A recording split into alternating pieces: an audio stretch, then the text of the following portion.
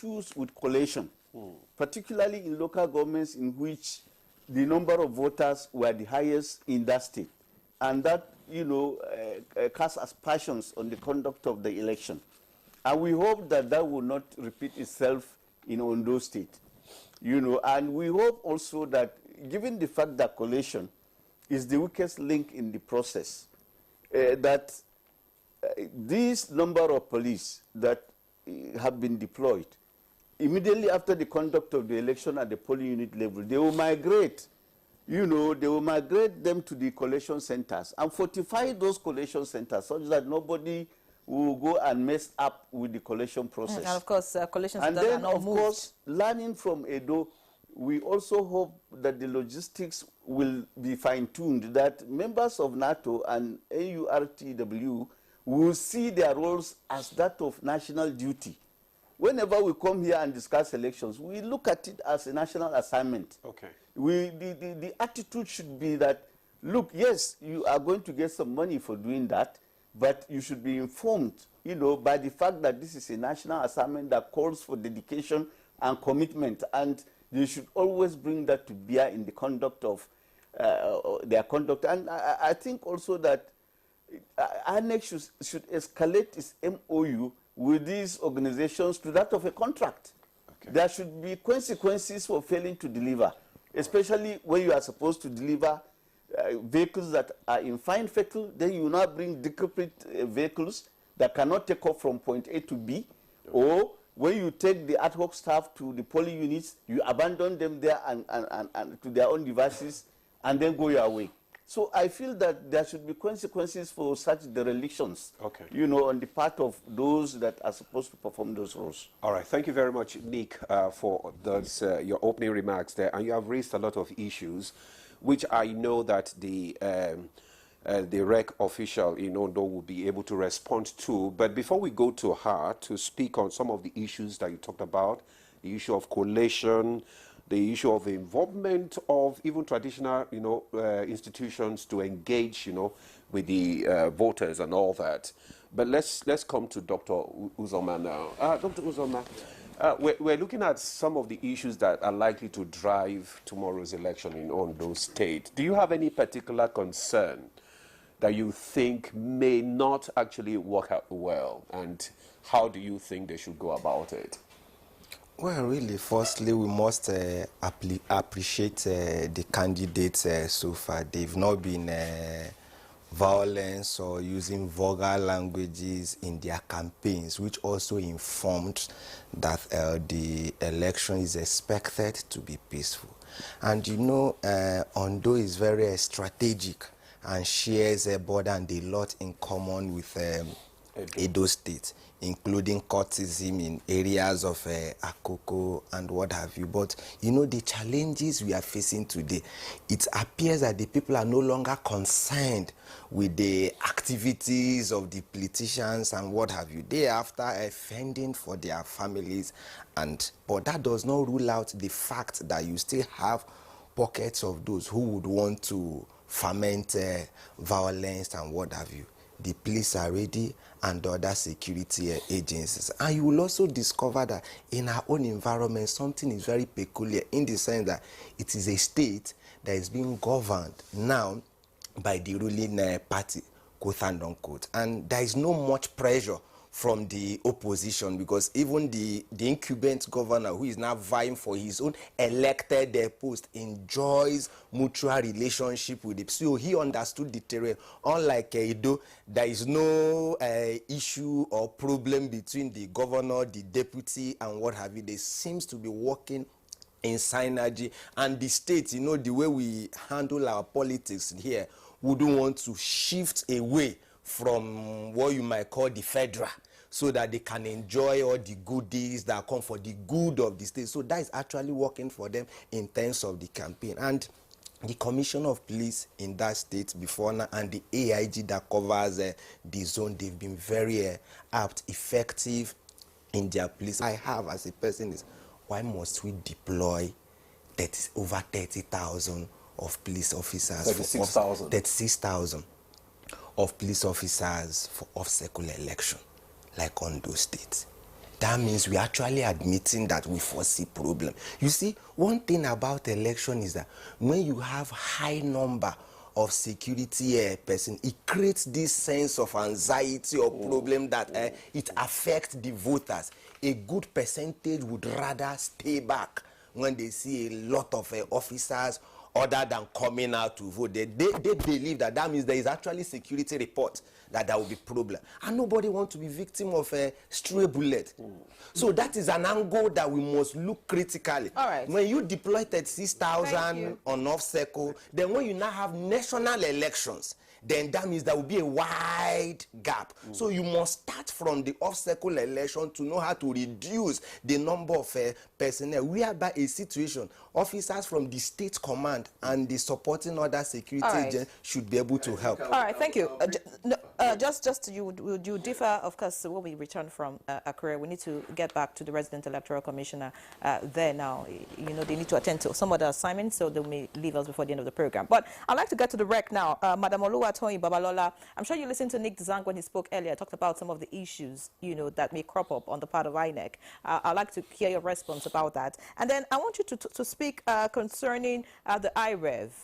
You know, if Sunshiners should be optimistic that's going to function effectively, and all results will be uploaded on the IREV. You know, for Edo, I think over 90% of the results were uploaded. Is that going to be the case? And then tell us, there are about 3,933 polling units in Ondo State. Your previous machines, what is available? And for the riverine areas, how do you intend to manage cases, just in case you have issues with beavers or whatever it is that you need for this election? Thank you very much. I'll start from the issue of transportation. He talked about transport. We have engaged widely with the three unions we are dealing with: Nigerian Union of Road Transport Workers, Nigerian Association of Road Transport Owners, and Marine Workers Union of Nigeria. We have told them on the need to be professional and to come on time. We engaged with them finally last week, and we got good assurance from them that they will report early, they will be professional, they will not bring bad vehicles, because we subjected these vehicles to checks by the Federal Road Safety Corps. And now, I'm very sure quite a number of them have reported in our local government offices to start conveying men and materials to the rack centers. On the issue of the waterways, we engage with NIWA because they have their own role with the Marine Workers Union. And we have more than enough life jackets. We have instructed the union, anybody that does not wear life jackets should not be put on the boats. And in the course of the journey to their various centers, we have also told them to ensure that nobody takes off their life jackets. Because the issue of a youth copper that died in a previous election, he wore his life jacket when they were taking off, but when he got to the middle of the water, he took off his life jacket and he was taking pictures. That was when the boat capsized and he could not be saved. Then on the issue of MOU, INEC has MOU with all the unions, but at the local level, we make them to sign agreements that they will report timelessly, they will pick our men and material, take them to the designated places, and return them. On the issue of collation, one of the things that cause problem of collation is the fact that polls do not open early. If you watch the election we conducted in February, during the by-election in Akoko Northeast, Northwest Federal Constituency, you will note that our lowest polling unit opened at 6:45 a.m. We intend to do this, and we have been talking to all our electoral officers. Our aim today is that all rack centers will open before 4 p.m. so that they will settle into the racks. They would have, each person will have the materials they are taking away, and they will be able to leave the racks very early. When polls open early, collation will not take a long time. And on the issue of IREV, All our machines, all our beavers have been configured. We have done quality assurance, and we have trained all our staff. If you are in a center where the network is not very strong, you just move down to a place where the network is strong. We believe that results will be uploaded on the IRF on time, and we'll have a large percentage of upload. Traditional rulers. At the last meeting, we have been engaging with traditional rulers, but the last meeting they had in October, I personally attended the meeting with my team, and we engaged with them on the need to talk to their community on the issue of violence, and for them to turn out and exercise their franchise. They are royal fathers, and I'm sure they have done this. When we went to Akoko, one of the royal fathers set up something like a community awareness program to ensure that there is adequate, there is high level of voter turnout. We have also talked to the church, the faith-based organizations, to talk to their members, like I said earlier. So that's about that. And I believe that everything is on course. We are ready. Thank you very much, Madam. Everything is on course, and from all that you have said, it's obvious that INEC is ready for the election. So we believe that all things will work very well. Now let's go to the AIGs. I want you to respond to the issue that Dr. Uzoma raised, that why should you, police draft over 36,000 officers to Ondo State for the election? Is it that you are envisaging that there will be tension or violence here and there, and also to ensure neutrality, just like my colleague asked earlier, what is the position of the police? Well, Presenter, thank you very much. When I heard the analysts complaining, if I may use the word complaining, about the number of men we are drafting, it makes me feel, I don't really know, because I feel that we all know what is happening in this country. Some of the issues borders on violence during the election, and most of the things we have been facing in this country, I think we find ourselves, when we look at it, we like in between the devil and the deep blue sea. I think we have to choose one.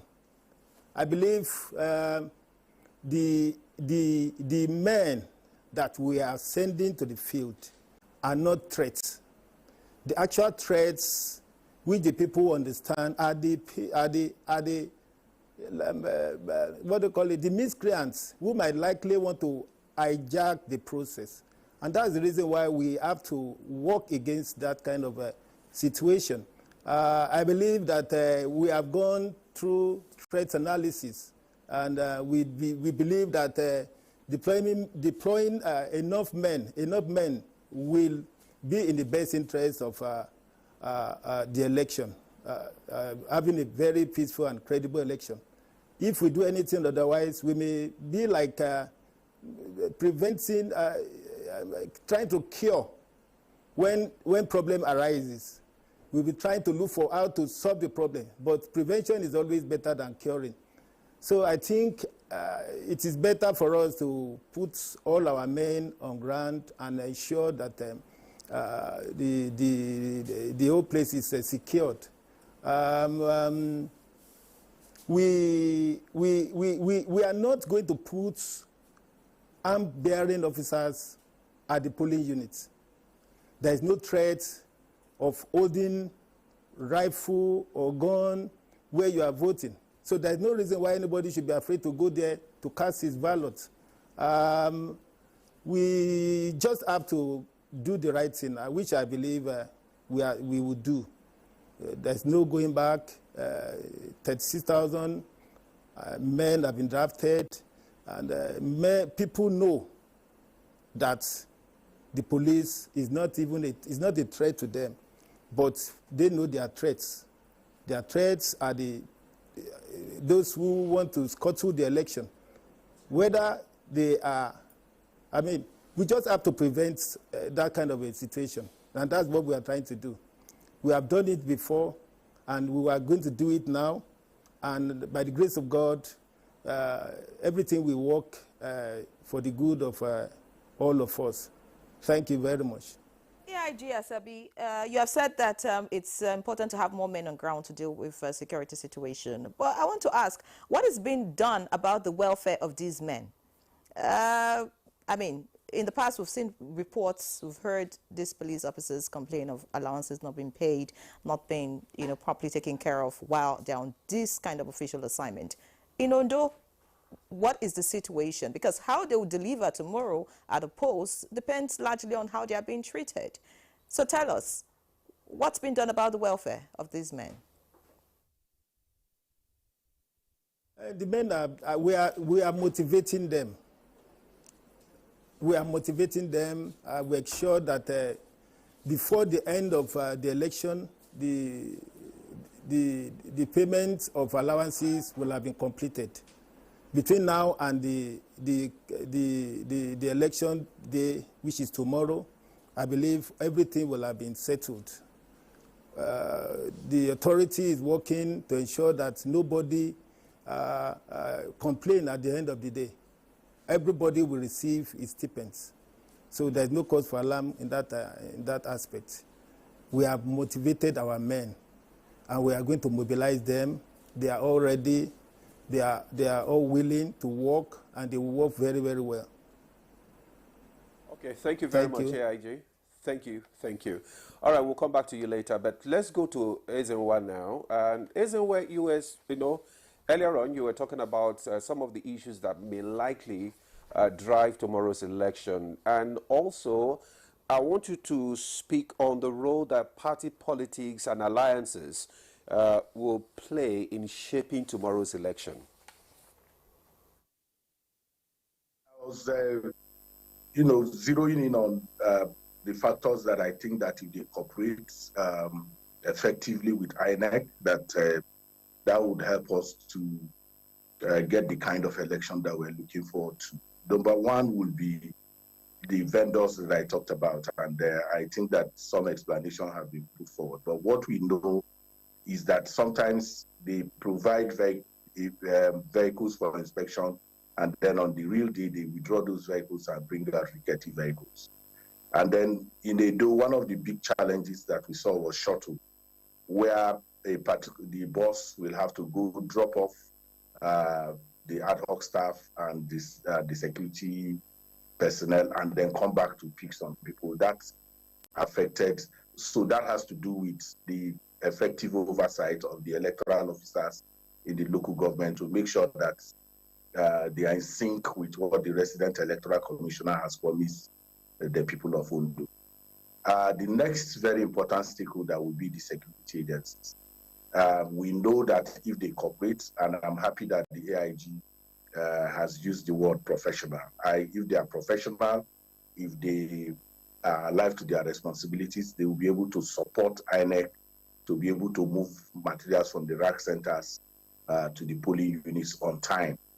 And what that means is that the DPOs and the rest of the commanders should be aware that they don't need to do head counts in the morning and all those parades that they do, that people have to go out and ensure that they follow those vehicles that are going to the polling unit. That would be helpful. For the attitude of the politicians, I think that... Ezenwa, we want to apologize. We just want to sign off. We'll get back to you in a moment.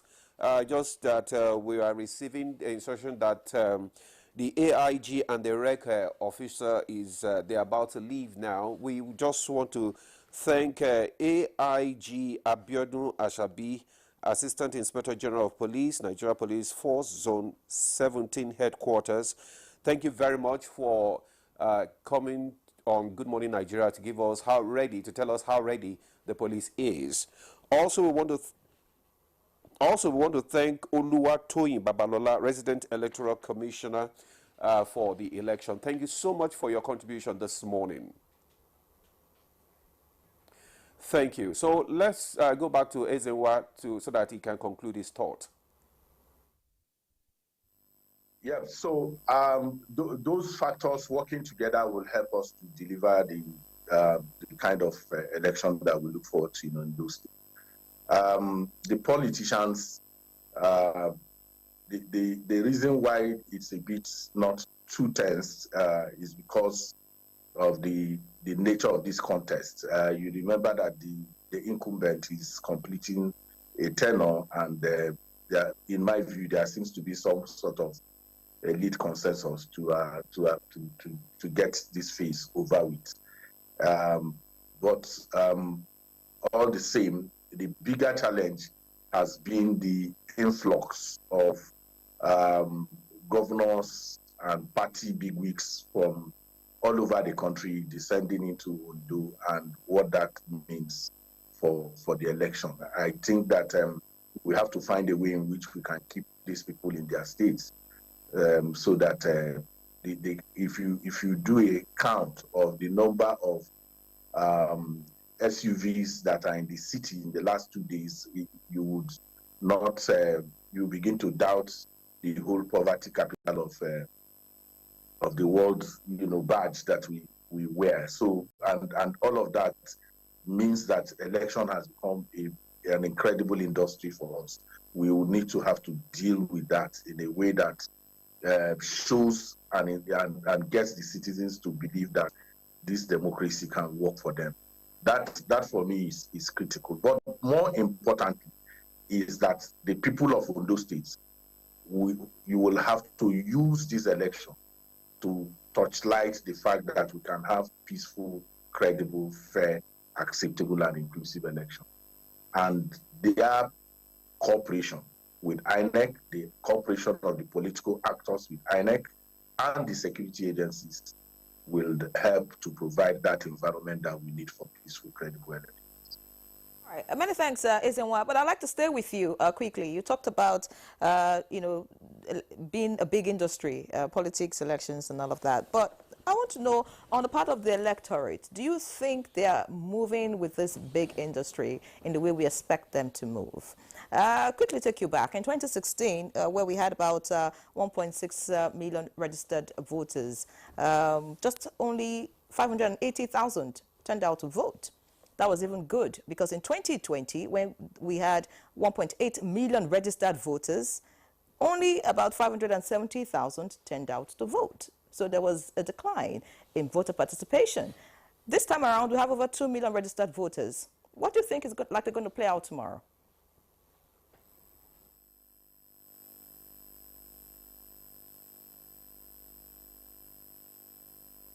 All right, looks like the connection has also dipped. But let's get back in the studio. Nick Zhang. Yes, I was trying to disagree with him, and I beg to differ. Concerning that, the deployment Exactly. of the... Okay. First of all, let me say, and this is supported by empirical evidence, that the huge deployment by the security agencies has imbued and invested the process with such confidence as also to be reflected in the voter turnout of off-cycle elections. That's number one.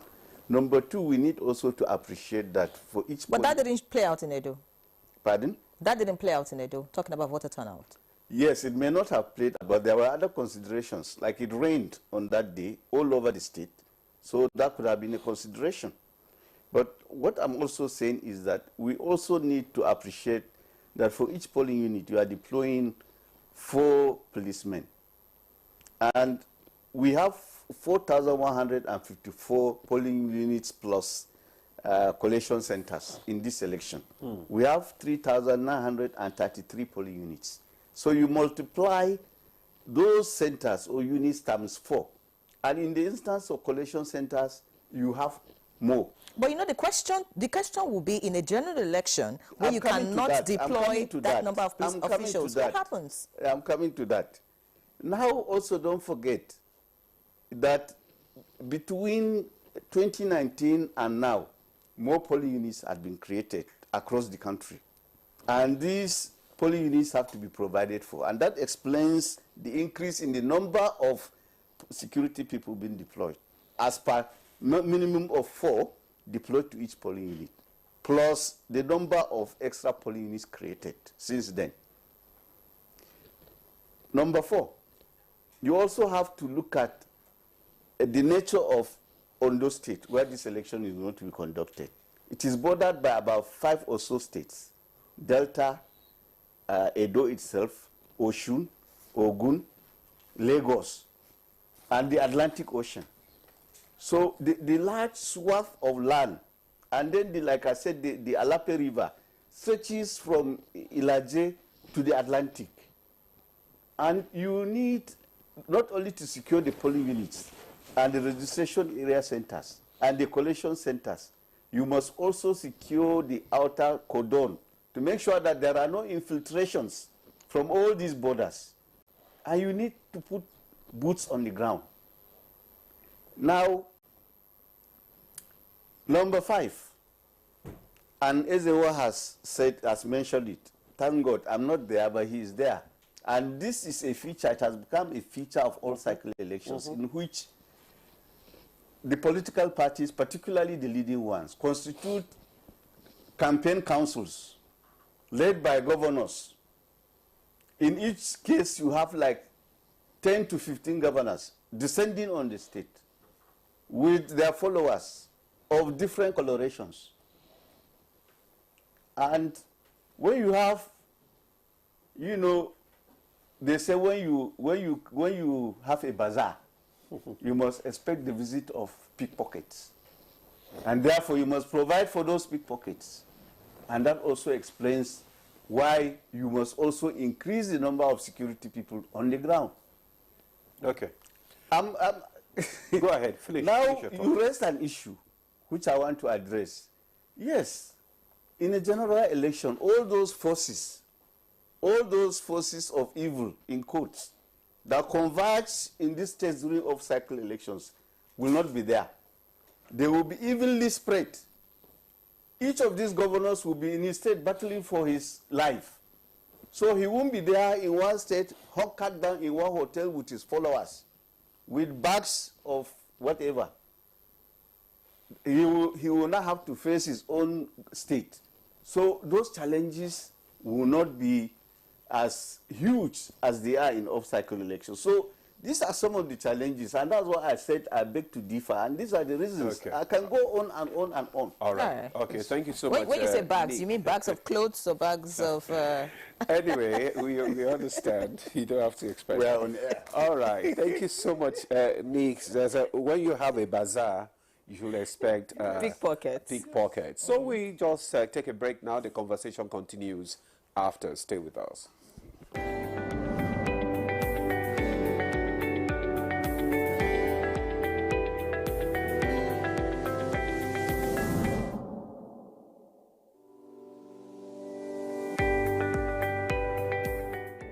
Nigeria will only work based on collaboration. We need to start with a mindset shift. There needs to be a shift, in our mindsets to say we need to all see what we can do collaboratively to move Nigeria forward. Now, what am I saying? Without a doubt, this country is replete with talent. We've seen it across board. We've seen that Nigerians will find a way to try and make things work. How about we now bring that and we look to how we can scale it up? We need enabling environment from the government to be able to scale a lot of those things up. From the private sector, we need a private sector that's willing to unleash their own size, what they know how to do best, and collaborate with the government. Let's take access to finance. What are the limiting factors, and what do we need to be able to do to ensure that access to finance is not just at the top of the pyramid, but really trickles all the way down? Without a doubt, SMEs are the engine of any economy. A population of 200 plus million people. You need to find people who will be job creators, not everybody looking to apply for jobs. Some people must create the jobs. I'm particularly enthused at what I see as the young talent in Nigeria, of which there's so many of them. I'm enthused at what I see them doing. They get up and they decide, we will create the jobs. They're creating new markets. They're creating new sectors for us. Now, what does the federal government need to do? Simply enable that, and then give them room to run. Applaud when it's working. There are times perhaps when we must look at concessions to say, well, this is the intent. This is what we're trying to achieve. What do we need to put in place to help them? We will need to buy some time, without a doubt, to be able to see the reforms, bear fruit. And I'm very optimistic about Nigeria. I remain extremely optimistic about Nigeria. People talk about the Japa syndrome.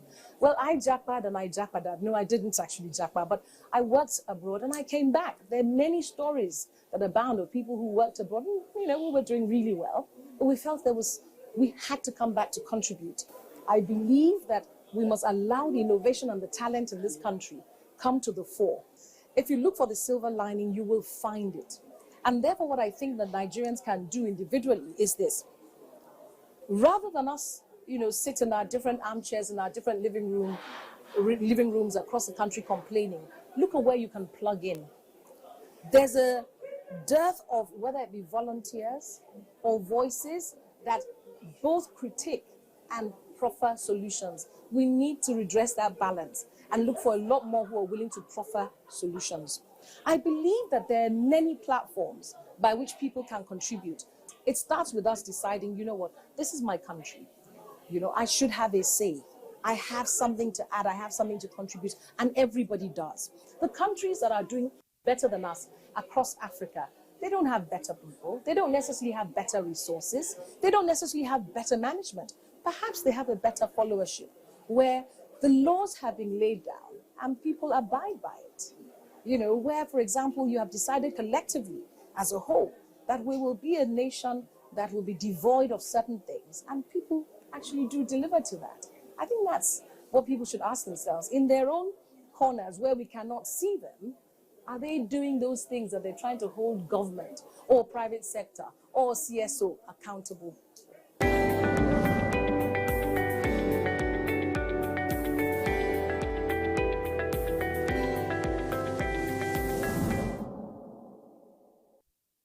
My champs, they use energy at school.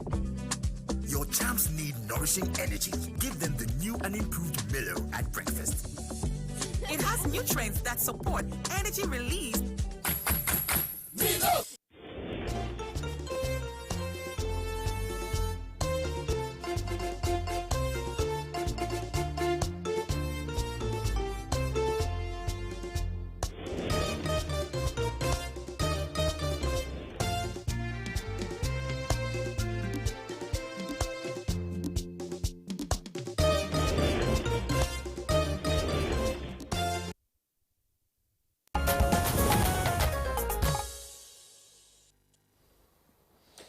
Yeah, you're welcome back. It's still on to Good Morning Nigeria on the network service of the NTA. And our discussion is still on the governorship election in Ondo, which is coming up tomorrow. Larry, what did you call that? Ishe Lobu Ishe, or what did you say that? All right. Ishe Lobu Ishe. Ishe Lobu Ishe. Okay, fine. Ishe Lobu Ishe. All right. Dr. Uzoma. Earlier on, you raised the issue of, the police drafting over 36,000 and all that. So, which you said may lead to apathy or disillusionment and all that. So, how do we address the issue of apathy now? How do we, encourage people to come out, for the election? Over time, you see, yes, we admit the fact that as a nation, we face security challenges. But we must not dwell on it for centuries, for decades. No. Election like INEC, the preparation started years ago, not just today, not a few months ago. So you know that so period, there will be off-cycle election. And remember, no state was specially designed for an off-cycle election. It's just a circumstances that led to we having in pockets of off-cycle elections, and now that we admit. But in terms of security, yes, there are challenges and what have it that leads to voter apathy. What are the jobs of this? The fact that you have uniformed men, 4 from police and others from other security agencies, and before you know it, at a point you might be having 8, 9.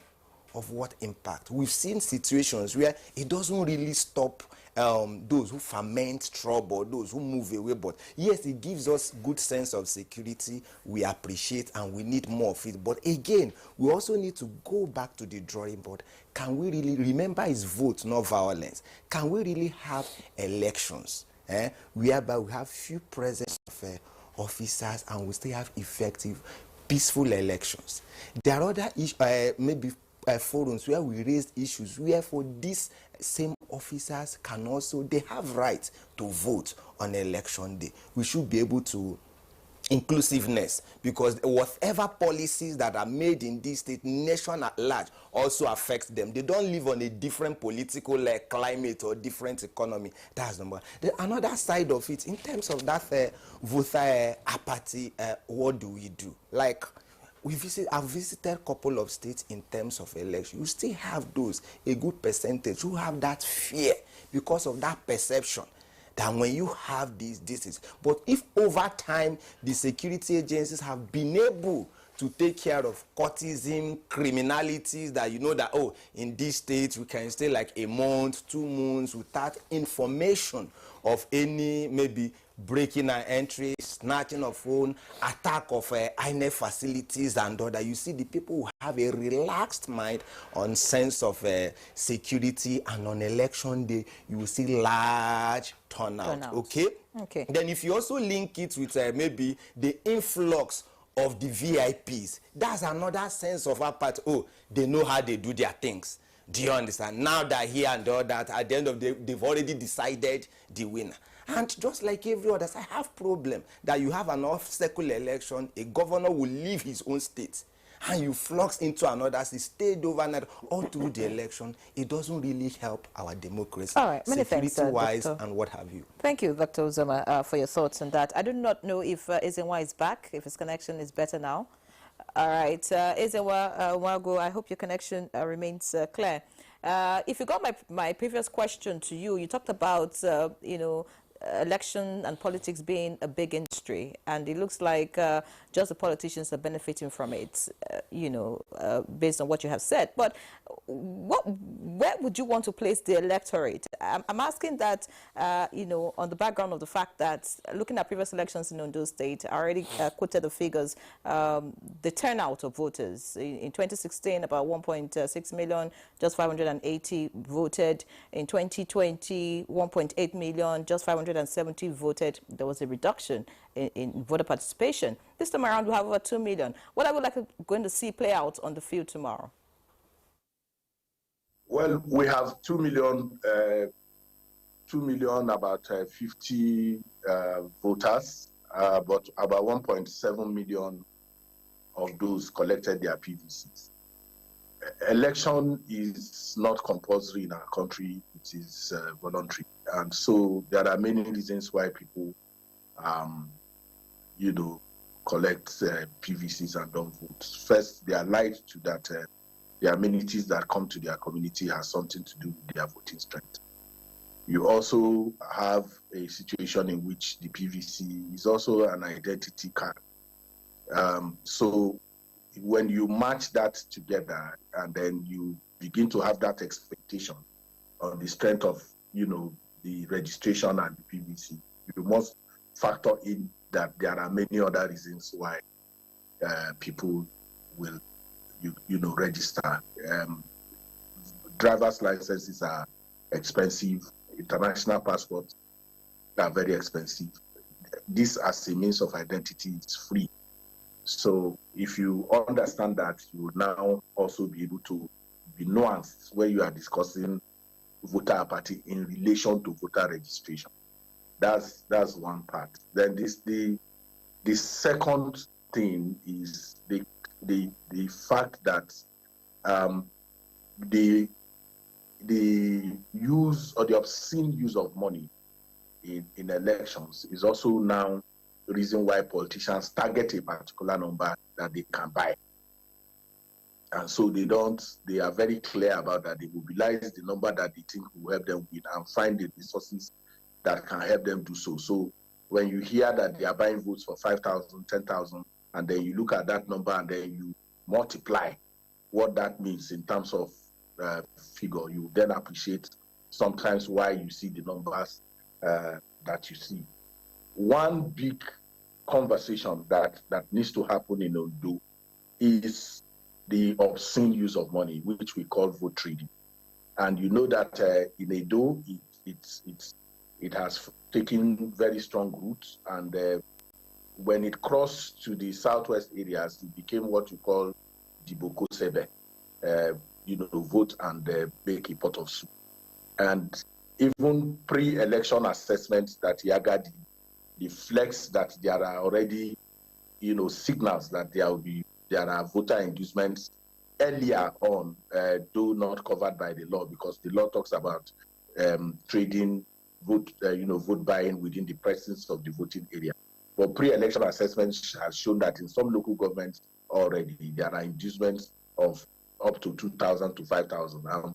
That will mean that the security agencies will have to be more, forthright in dealing with that crime, that the crime of vote buying. Dr. Uzoma kept talking about, the impact of, over-securitization. But the challenge is that, for me, is what I call value for money. If you put 36,000 boots on the ground, if the NSDC puts about half of that number on the ground, the DSS, EFCC, and the rest of them, we now need to tie it to value for money. What does that mean? We want to be able to know the number of arrests and prosecution that came out of this number. We want to be able to know how police cooperated to escort materials on time, not just in the city centers, but in the backwater communities. Because most times you hear these figures, and then you see a huge concentration of those people in, for instance, in Akure here, and you go to Idonre, you go to Owo, you go to Pupa, you are not finding these numbers. We have to be very, very strong, not just about the numbers that have been reeled out for us by the security agencies, but we must have to attach value for money. Then we have called for some kind of also inclusion of the media and civil society in the access, in the Interagency Consultative Committee on Election Security, not in terms of process, but in terms of observer status, so that we are able to understand, these your deployments and what necessitated it, and then we are able to then, appreciate more, why you have to. I know that Mr. Nick Dazang has explained clearly why you need the number of security men that you need, but what is required is professionalism. What is required is value for money. What is required is effective service delivery. If that happens, the numbers will no longer matter to us. But what has happened over time is that you see the EFCC in their red, and then at the end of the day, when that drama is over, you don't see anybody prosecuted, you don't see any convictions, and then the drama continues. So we are interested in seeing much more effective delivery by the different stakeholders. The politicians are the ones that will give too much comfort in conversations during election. They are the beneficiaries. Edo, for instance, Monday. All right, thank you, Eze. Well, sorry, we need to just pause you there because we need to take this commercial. And when we come back, you'll finish your thought, then we'll ask Nick, sorry, what will be, the most critical factor that will shape tomorrow's election. All right, we'll take a break. The conversation continues. Stay with us. The world needs mums.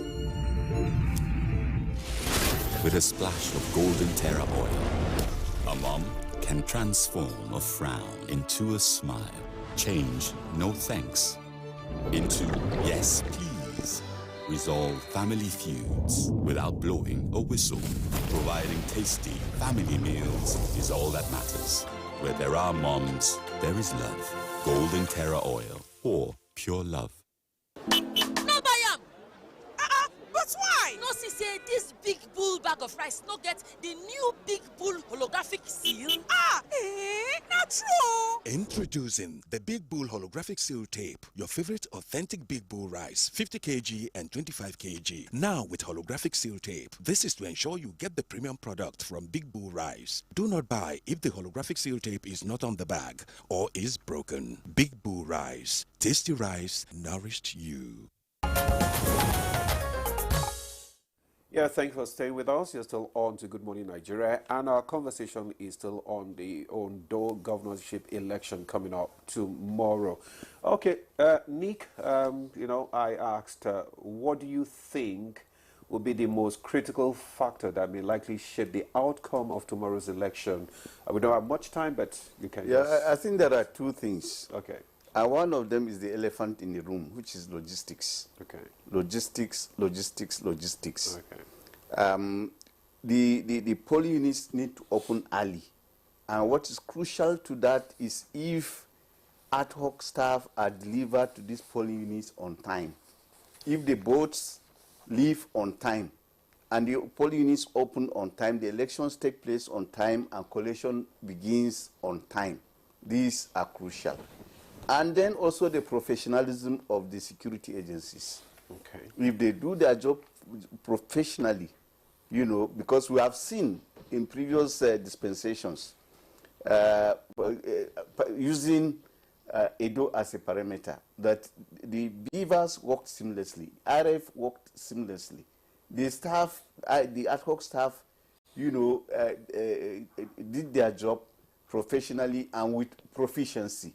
You could see a better mastery of the process, the handling of the machines than in the past, because a refresher was introduced, which means that before you depart for from the racks to the PUs, the electoral officers will go over the processes again.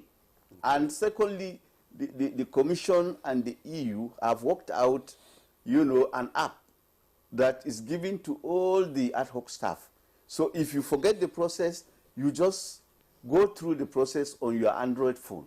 And it refreshes you, reminds you that this is what you need to do. So if these two take place, if logistics, you work seamlessly, and then the security agencies also work professionally, they do their job professionally, then we should be able to see a marked improvement on what happened in Edo. And also, if the collation centers are given the kind of fortification, the kind of support they need in terms of security people at these collation centers, so that there are no disruptions.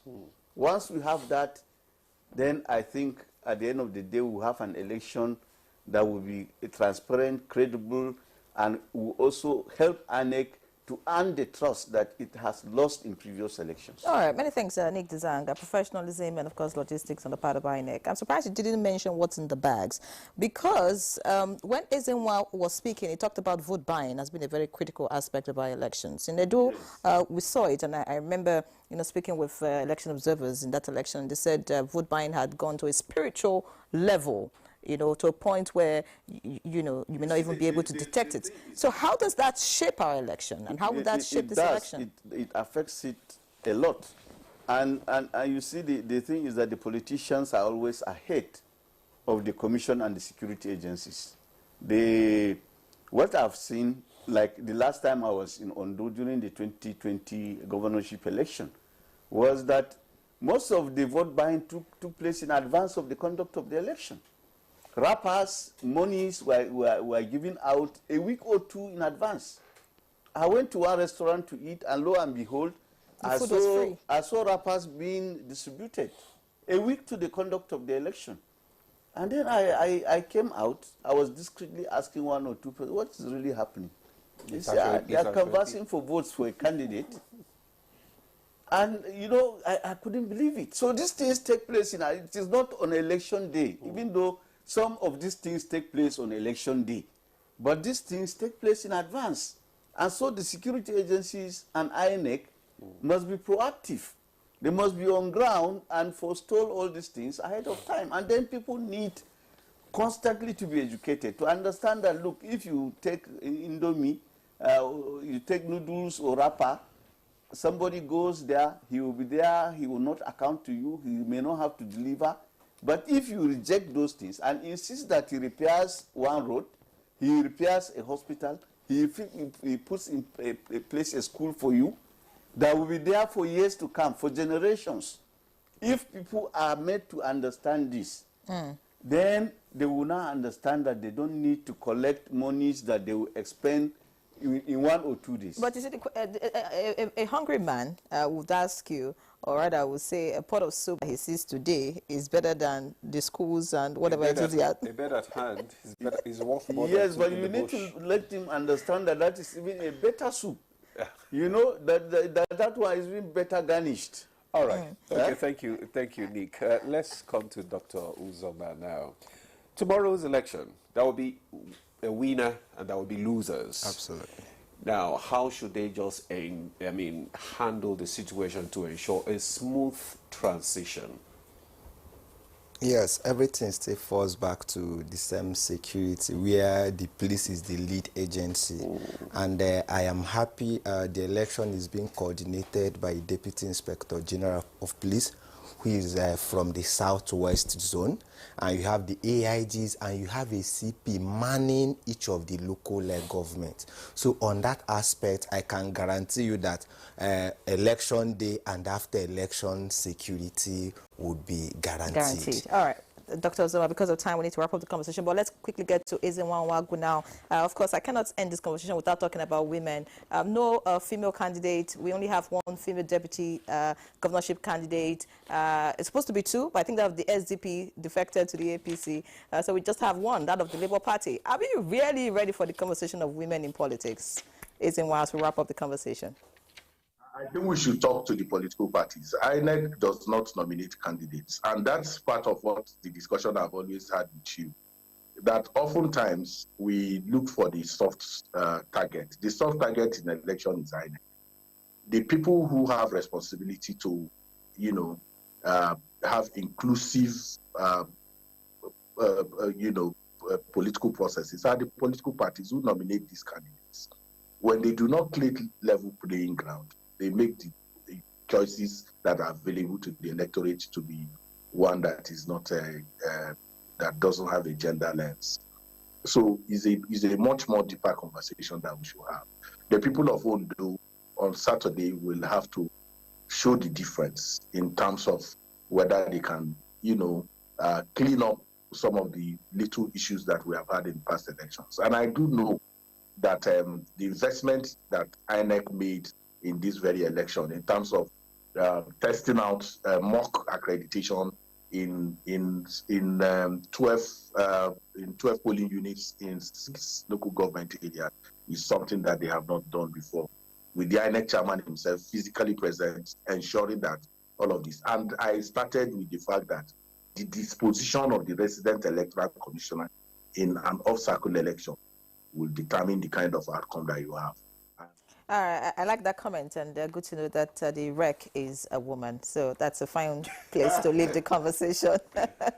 Thank you so much, Ezenwa Owagu. Of course, we'll get in touch with you tomorrow as you give us update of what's happening in Ondo State. Thank you so much for being our guest today. We do sincerely appreciate you. Ezenwa Owagu is the chairman partners for electoral reforms and convener Say No Campaign Nigeria. Many thanks once again. Of course, we do sincerely appreciate the AIG, Abiodun Asabi, who joined us in the course of the conversation, of course, had to attend to other very pressing issues. Oluwatoyin Babalola, the REC, who also joined us. Thank you so much. We appreciate you. And, of course, Nick Dzang. Tomorrow is a continuous conversation. So, yes, former Director of Voter Education and Publicity, INEC, many thanks for being our guest. And, of course, we know that you'll be with us tomorrow. Dr. Kingsley Uzoma, Security Expert and Chief Consultant, Eagle Rescue and Alarm Systems. Many thanks for being our guest on the program. So that's Good Morning Nigeria this Friday. The conversation about Ondo elections continues on the NTA. Our studios is open this evening, and of course we're on till tomorrow until results are released. So you want to stay with the NTA. I'm Yanwe John. Have a great weekend. And I'm Ademola. Enjoy the rest of your day. Thank you.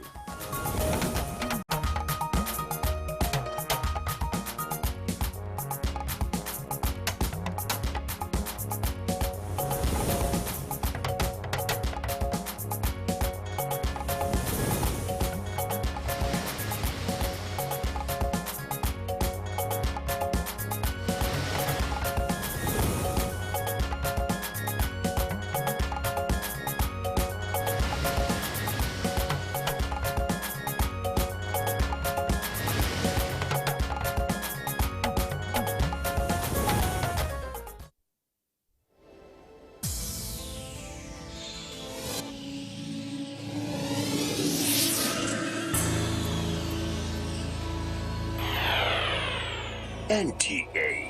You can't beat the rich.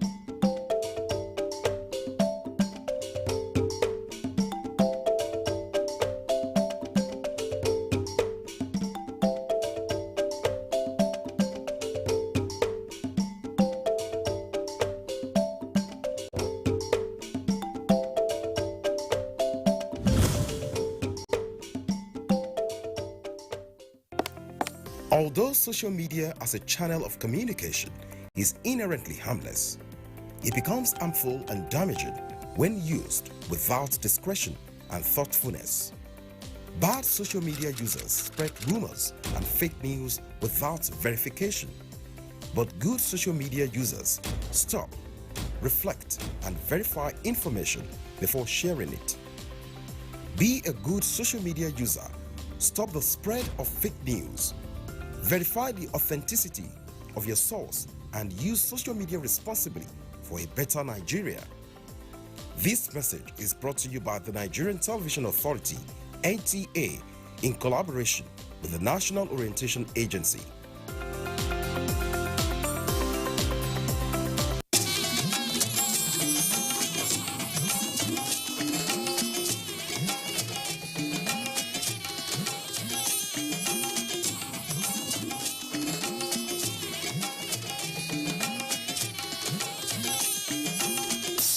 This is the network service of the NTA.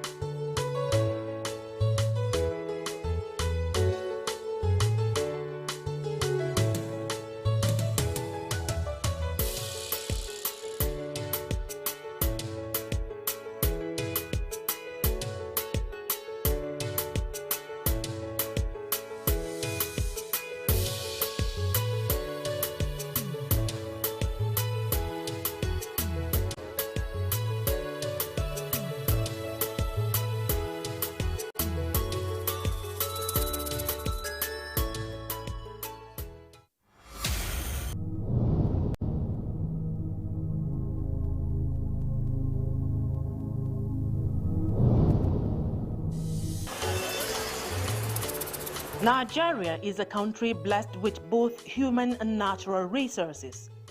It is endowed with fertile land that can produce any crop. In 1960, agriculture was the strength of Nigeria's economy. Today, Nigeria has resorted to importing food products prior to the discovery of oil, which has changed the narrative and caused a regression in agriculture.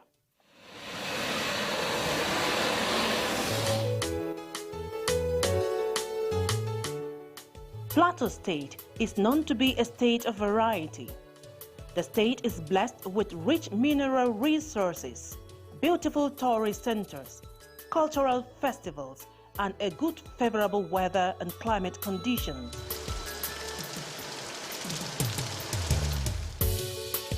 Though situated in the tropical zone, Plateau State has a near-temperate climate.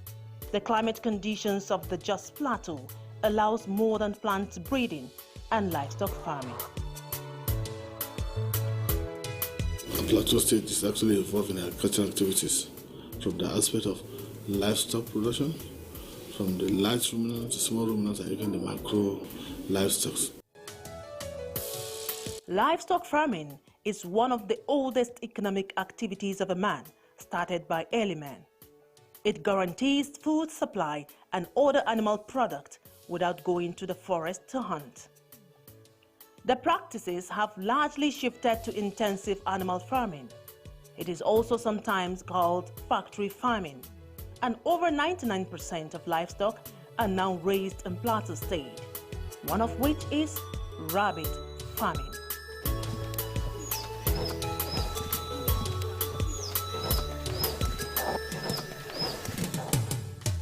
Rabbit is a macro livestock, and it is a very viable industry. However, it is unpopular.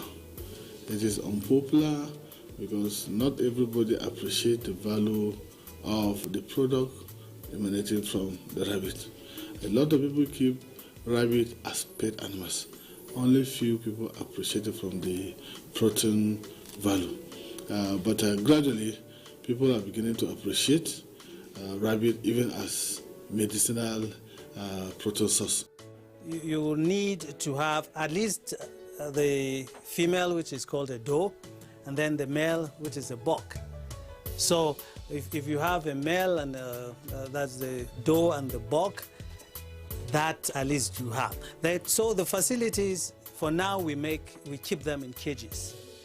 Before now, people just allow them to roam about or keep them in rooms and things like that. But these are animals that are destructive in nature, because even the wood we use, they try to chew on it, and if the floor is not strong enough, they burrow, they make holes in them, and they eat anything that they see around. So you know that at least before you know it, the whole place is destroyed or tampered with. And what we do now is to try to see that there's a wire mesh under, whereby their litter, their everything, the urine goes out without staying on the base. Because if you do that, they're susceptible to diseases and all that. So they are clean animals. For over 4 decades, Nigeria's economy has heavily depended on crude oil exports. The oil boom of the 1970s led Nigeria to neglect its agricultural and light manufacturing industries.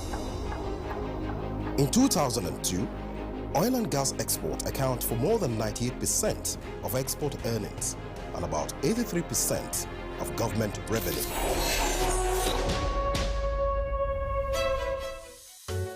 Rabbit, known by many to be one of the most beautiful creatures to behold, have a soft and fluffy appearance. It accentuates the indescribable beauty that exists in nature. Some people keep rabbits as pets, those who are pet lovers. Some other people keep them as consumables. For us, yeah, there are those particular ones, like the Angoras, they are for pets. So some pet lovers come and buy them as pets, while for us, every rabbit is just meat. There are more than 30 species around the world, and while they live in many different environments, they have many things in common. Some of the species found in Jos Plateau State are New Zealand, chinchilla, Angora, and many more. We, on our farm, we have about 10 breeds. These breeds have different purposes. There are those that are identified for meat, which are the New Zealand, the Californians, because of their body size. they have more meat in terms of when you're comparing meat to bone ratio.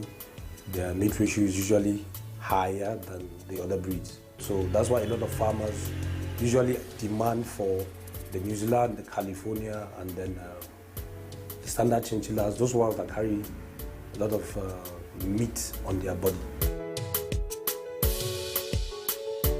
Rabbits are known for their reproductive habits for good reason. They breed 3 to 4 times each year to ensure that the population grows. Each pregnancy produces 3 to 8 kittens or kits. After 4 to 5 weeks, a kit can care for itself. In 2 or 3 months, it is ready to start a family of its own. If there is a lack of natural predators, an area can quickly become overrun with rabbits.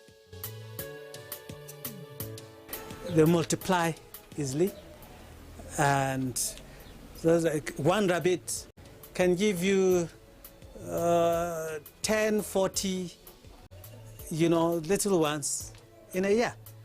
So if you have one rabbit and it litters today, maybe gives you 4, and then out of the 4 you have 2 females. Those are the does. Then you know what? In 5 or 6 months, you met those ones again. So you know what you get at the end of the year. I have a rabbit that have lived in this farm for about 10 years, and it has been producing. But the only challenge, the production drops. That's the only challenge. But that rabbit continue kindling. Here I have mint leaf, and you may wonder why we plant it beside the cage. Now mint, we have understood something about the mint. It helps to repel rats, and that's why we planted it here. So we planted it at the corners of our cages, mint leaf, and you could see it in a container here. And so we've planted them around the farm so that they can help also to repel rats. Because like I said, rats always have a way of wanting to be around rabbit cages because of feed.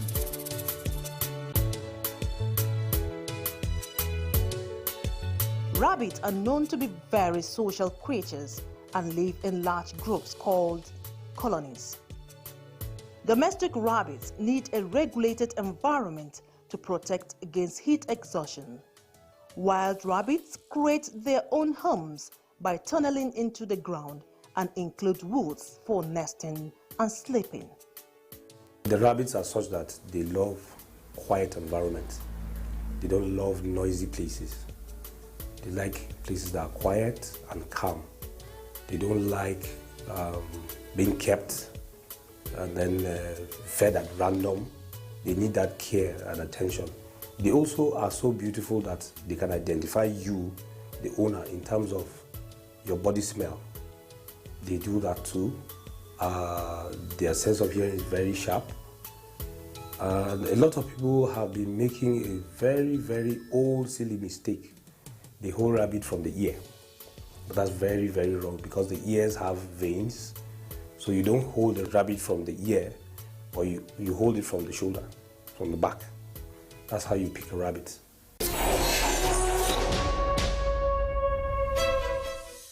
Rabbit farming is an age-long practice that has served as a major means of livelihood, sources of data for scientific research, and aesthetics for the nature lovers. Most of the common diseases we used to experience here are the diarrhea. Sometimes they have eye problem. Then mange. Just of recent, I've experienced it with these winners. So I have to buy anticoccidiosis and start administering them the drugs. Rabbit farming has been acclaimed to be cost-effective and lucrative. This is because the feeding and management cost of the rabbit is quite manageable, owing to the fact that rabbits are herbivores and Plateau State is a state blessed with high vegetation. Rabbits are also herbivorous, and we see them as mammals too because The young ones, the kids, they breastfeed. They eat grasses too. In terms of feeding them, rabbits eat concentrate. They eat hay, dry hay, which is their basic food. They eat fresh grasses, they eat some fruits. They have healthy leaves too.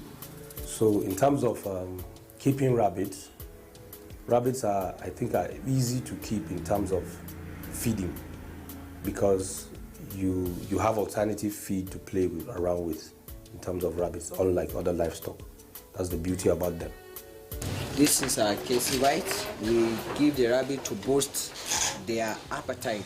You know, rabbits are types of animals that sometimes they get themselves off feed without no apparent reason.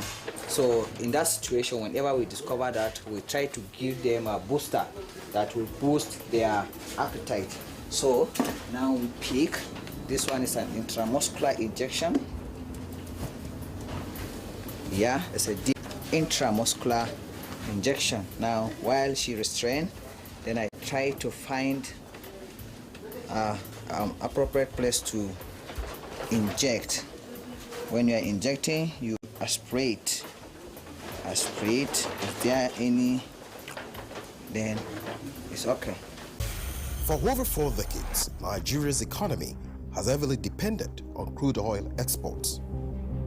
The oil boom of the 1970s led Nigeria to neglect its agricultural and light manufacturing industries. In 2002, oil and gas export account for more than 98% of export earnings and about 83% of government revenue.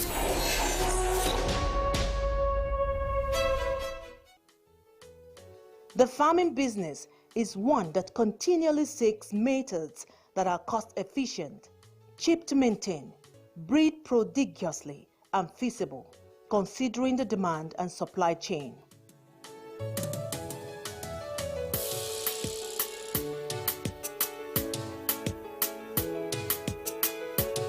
I've been into the rabbit farming for 4 years now. I've been doing well with these small numbers, and they are really paying. The price depends on the size. The winners sometimes 3,500 to 4,000, and the adult depend on the size, from 4,000 upward. There's one here, they priced it at the price of 20,000. I refuse to sell it because it's the only male Angora I have. I say I'm not selling. They bake me at the price of 20,000. I refuse to sell. If you have anything good, definitely people will look for you. So here, people see our products with others and then ask, where did you buy this rabbit? Just refer them, and you hear people calling you, are you Mr. This? Okay, I need rabbits. Are you this and that? So that's the way it goes here. Rabbit farming in Plateau State became very popular within the last few years, with big and small-scale farmers collaborating to boost its productivity in the state through developmental initiatives by government and supporting agencies. The major thing that the Ministry of Agri does is to help conscientize farmers, sensitize farmers, that we have a macro livestock rabbit, that it has economic value, that has nutritional value, and also have means of creating job opportunities to youth. So this is what we do. So our activity is centered most especially on extension services and then giving consultancy. You consult us to tell you what you need to do about the rudiment of the production. So these are the key things we do, and then how to also raise the livestock.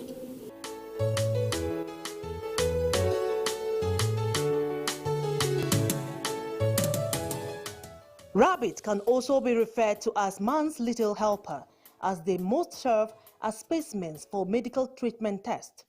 They aid scientists in discoveries, research, and general testing. Rabbits are good models for scientific researchers. Okay, you get to see most especially we use the bunnies. Okay, bunnies are baby rabbits. Okay, so you get to have those baby rabbits, and they are useful for testing products. They are also models for also evaluating disease process in scientific research. So you can inoculate organisms within rabbits, and then you get to see how the symptoms and the signs of those diseases gets to be manifested. So you can use them for study purpose, which has helped the research world. They have also been used in generating antibodies, okay, antibodies that have been used to create vaccines to fight against certain diseases in humans. So rabbits are very good models for doing that. Rabbit farming stems from a number of reasons, of which health is paramount. According to research, rabbit is one of healthiest and most environmentally friendly meat you can eat. The health benefits of rabbit meat is a meat that is good for consumption for individuals, let's say, that are diabetic. Okay, rabbit meat has 0 carbohydrate, has 0 calories. So for a patient that is diabetic, rabbit meat is a meat that is advisable for consumption. It's a meat that also helps in reducing the chances of development of what we call the type 2 diabetes. Okay, it also has a component in it called the linoleic acid. This linoleic acid helps with prevention or with the reduction of obesity in individuals. So that in itself also helps with the reduction of chances of developing diabetes. So, and then for people that want to go into some weight loss kind of regimen, rabbit meat is your best goal to hit. Now again, when we look at rabbit meat, it also has, we say rabbit meat has low sodium. Okay, so it's a meat that is good for individuals that are hypertensive. We know what sodium plays, the role that sodium plays in hypertension. It pulls water from the system, holds it back, and then makes people's blood pressure to keep going up high. Now, rabbit meat has very low concentration of sodium. Also, because of the linoleic acid in rabbit meat, it's been said that the chances of development of cancers is reduced with rabbit meat consumption, because the linoleic acid plays an important role in preventing the development of cancer. Unlike other meats that have that don't get to have that, patients or individuals are predisposed to development of cancers. Now, rabbit meat also has a low concentration of uric acid, okay, and purines. Now, this uric acid and purines are substances that play a vital role in the development of gout. Okay, so with the consumption of rabbit meat, your chances of developing gout is reduced. And then even an individual that gets to have gout, if you convert your meat consumption to rabbit meat consumption, now it reduces your symptoms, okay, and then the severity of the gout that the patient or the individual gets to have. Rabbit meat is a meat that has a low concentration of cholesterol. Now, we all know that the cholesterol in itself has a way of tightening and thickening our blood vessels, which also furthers the chances of hypertension and other cardiovascular diseases. Now, consumption of rabbit meat that has low concentration of this cholesterol aids individuals to have a better cardiovascular circulation. Okay, so there's low cholesterol in the system, and then one could get to like function better. So rabbit meat is actually a meat that has great health benefits to individuals, and is a meat that should be well consumed. For over 4 decades, Nigeria's economy has heavily depended on crude oil exports. The oil boom of the 1970s led Nigeria to neglect its agricultural and light manufacturing industries. In 2002, oil and gas export account for more than 98% of export earnings and about 83% of government revenue.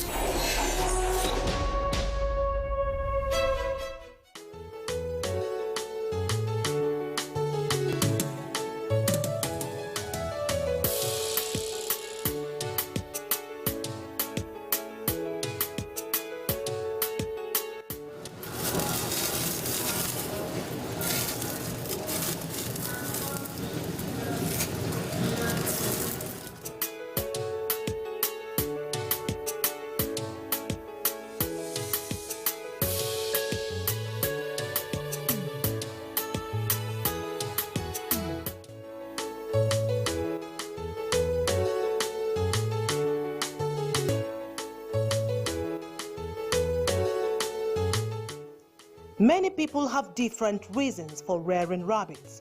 For the rabbit meat lovers, a good number of them also have different ways they enjoy the delicacy.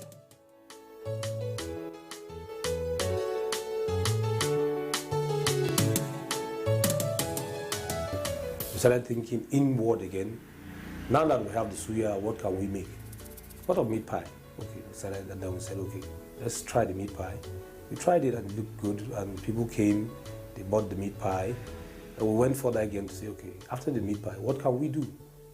And then the shawarma came, we're like, okay, rabbit shawarma, wow, that's good. We tried it, people came and bought, and then I said, okay, let's go on, and then the pizza. So you see, the ideas kept on coming, and I was like, wow, so you could do a lot with rabbit. Purpose of keeping rabbits, aside meat, they keep it also for the use of manure. In fact, the manure are very good for different type of crops. You can see this is a banana plant. If you look at what happens, it's looking very different because of the rabbit manure. And if you look at my small guava, there already has been fruiting. So I think I encourage people to go into rabbit farming so that the manure can be used. They can get money from the manure. You sell a bag of manure of rabbit for between 5,000 to 6,000.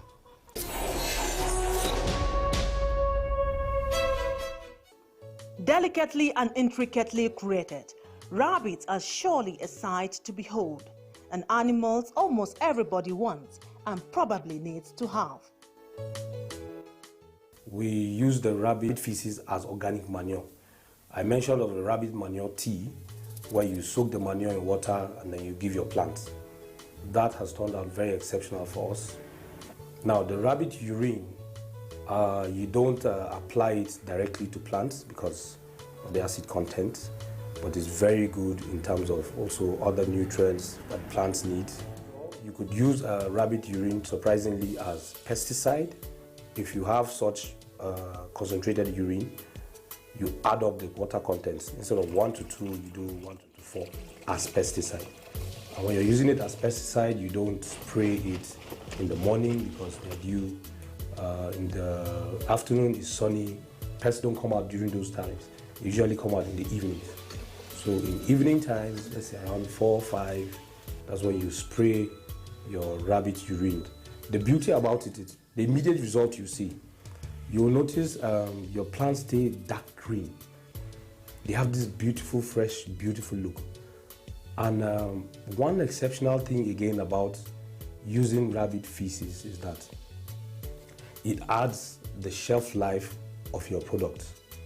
We are appreciative of the fact that you are coming here as a media to help us to enlighten our farmers about what we have as a dream and what the value of the rabbit industry stand for. So this is our mandate, and by the grace of God, this is our prayer that in the next 5 years, Plateau State will be the center of excellence of rabbit production in Nigeria. This is our prayer and our dream. In Nigeria, rabbit farming offers great opportunities for agricultural entrepreneurs. In general, the farming is pivotal to the economic, medical, and scientific fields that is a very profitable venture in Plateau State and Nigeria as a whole. Therefore, start your rabbit farm today.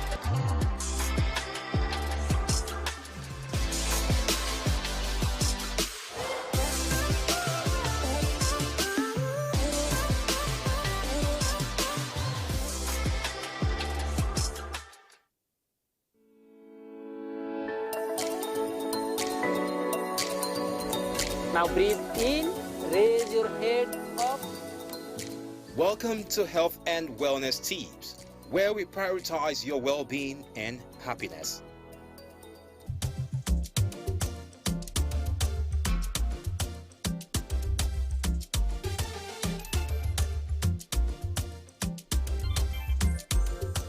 When the body pressure is greater than usual, one has hypertension and is at risk of organ injury.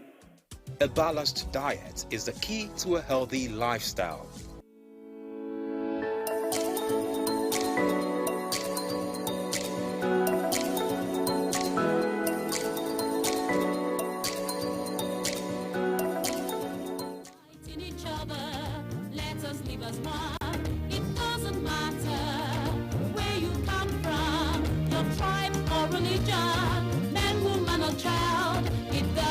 Who you are, put Nigeria first. No matter where you come from, no matter your religion, we are one. Let's live together.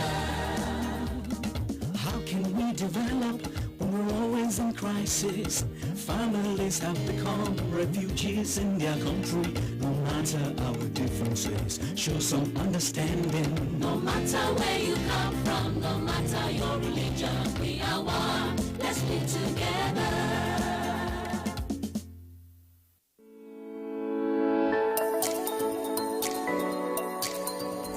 Now breathe in, raise your head up.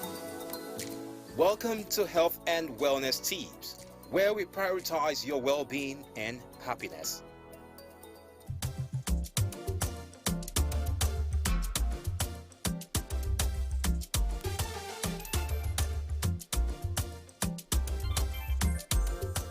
When the body pressure is greater than usual, one has hypertension and is at risk of organ injury. A balanced diet is the key to a healthy lifestyle.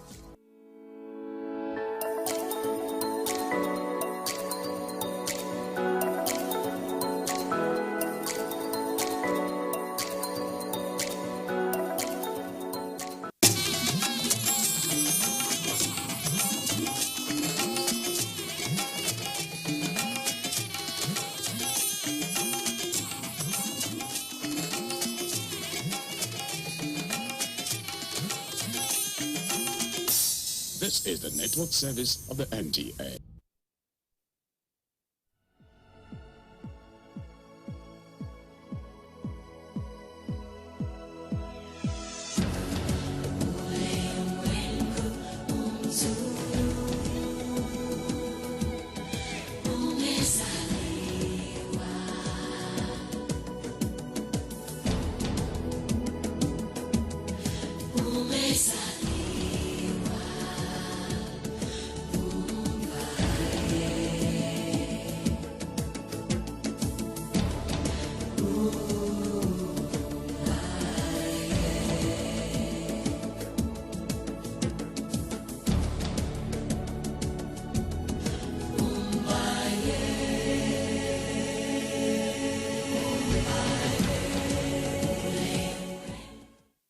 Faction in literature is based on the incorporation of recognizable historical events, while fiction is a creation of imagination.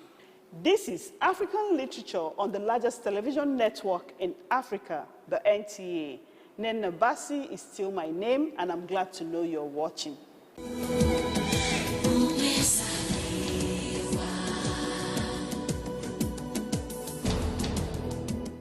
This week's edition examines faction and fiction in literature.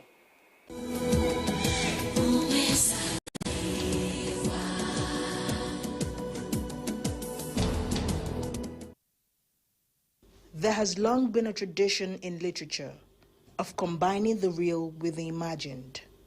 In fact, as anyone who dabbles into creative writing will tell, it is quite impossible not to do so, only if you are creating an entirely new universe where you wish to challenge perceived ideas about everyday life.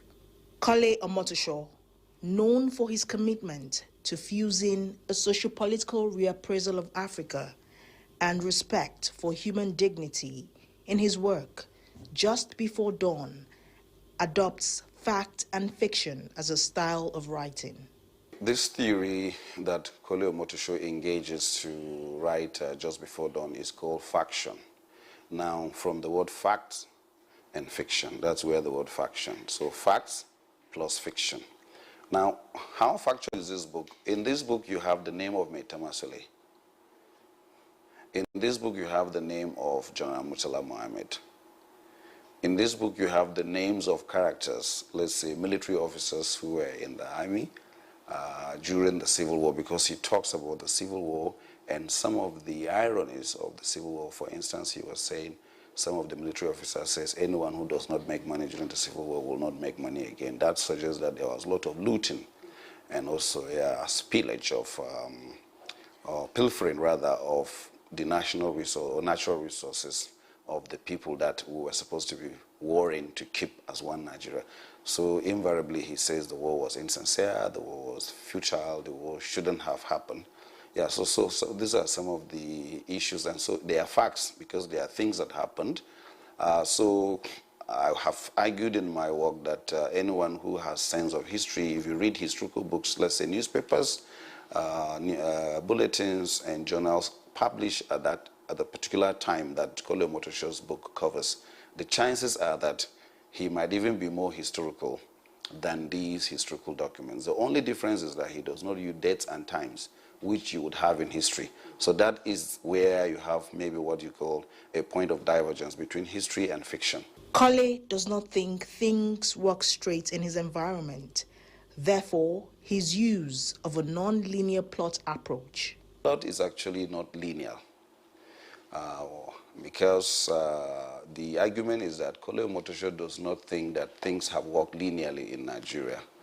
And since there have been interruptions, disruptions, so he patterned the book in such a way that there were also disruptions in the course of the narrative, and therefore the plot is not a chronological plot, but a sort of a going back and forth. Sometimes you start from the end and then you come to the beginning, depending on which story that the writer at that time is telling. The story is told using multiple narrative style. He uses multiple narrative point of view. So sometimes we have first-person narrative where we engage the characters in the novel, telling the stories, particularly if they are what we call the lumpen plurality, let's say very poor masses. They tell the stories in the novel. The characters who are not rich, who are not highly placed in government, will tell the stories from maybe their own point of view, which is the I. Then you have what we will call the omniscient narrative point of view in literature, which is the eye of God. So here we would say with all fairness that it's the writer's voice that comes in, and so he tells the story from multiple points of views in order to maybe make it more plausible, because the more the voices of narration are, the better the plausibility, or what we'll call the verisimilitude of a story. That is, you want to make the story true to life. So he uses this, these connections of narrative voices as a style, and then he writes it in a simple language. Philip John gives a brief of the stories weaved in Just Before Dawn. Just Before Dawn is a book or novel as it is that begins with Nigeria's, or what will become Nigeria in the late 19th century. So Kole Omotosho started to talk about the geography. For instance, he talks about Ajayi Crowther, how he was kidnapped, maybe stolen as a boy, about 8, and then he ended up in the Americas and later on in Sierra Leone. And so you look at, that tells you of slave trade, the experience that this geography was going to have with slave trading and the impact thereof. Then subsequently the story takes us back to independent Nigeria, or maybe to the amalgamated Nigeria. So you begin to talk about what maybe Lagos Colony, the Northern Protectorate, and then other issues. For instance, the formation of the new Nigerian Development Party in 1922. So at this time you're talking about Herbert Macaulay. Yes, Herbert Macaulay would be one of the most outstanding names. Then later he was talk about certain characters, maybe the first surveyor in Nigeria, and then talk about other lawyers of that time and what they did. And so you have this issue of politics, you have this issue of history. So in my analysis of the book or reading of the book, I've always said that the book is a social commentary of the geography that was to be called Nigeria and what has happened before and what is happening now. So when you look at the way, the style in the titling, Just Before Dawn, it means before you think about what is happening now, just before we wake up, let's say tomorrow, which is Nigeria of tomorrow, we need to understand what has happened in the past and how these past have actually affected the present. And so there he talks about the split in Nigeria with regards to ethnicity, he talks about the split in Nigeria with regards to religiosity, and then also the three major regions, as we will talk about, south, initially south, then south, north, then later we have west, east, and north. Tribalism, electoral violence, and fraud are some of the themes raised in the work. He talks about sectionalism. So he talks about sectionalism, and one of the ways you would see sectionalism would be in a title in the novel that he calls a strange bedfellows. Now, so if you have to sleep in the same bed with someone, which is the case with Nigeria, and then you are strange fellows, it actually tells you that there is a difference in terms of sectionalism. And he presents this with lots of facts that sometimes you begin to doubt whether Kole Omotosho is actually Yoruba. Now, because for instance, he talks about the West African Pilot, which was the newspaper Nnamdi Azikiwe established, which was domiciled in Lagos, and the kind of acceptability that he had and the wider coverage that that newspaper had. And according to the novel, one of the days, Chief Obafemi Awolowo of blessed memory was visiting one school in Western Nigeria and saw a young boy who was said to be very fond of reading the West African Pilot.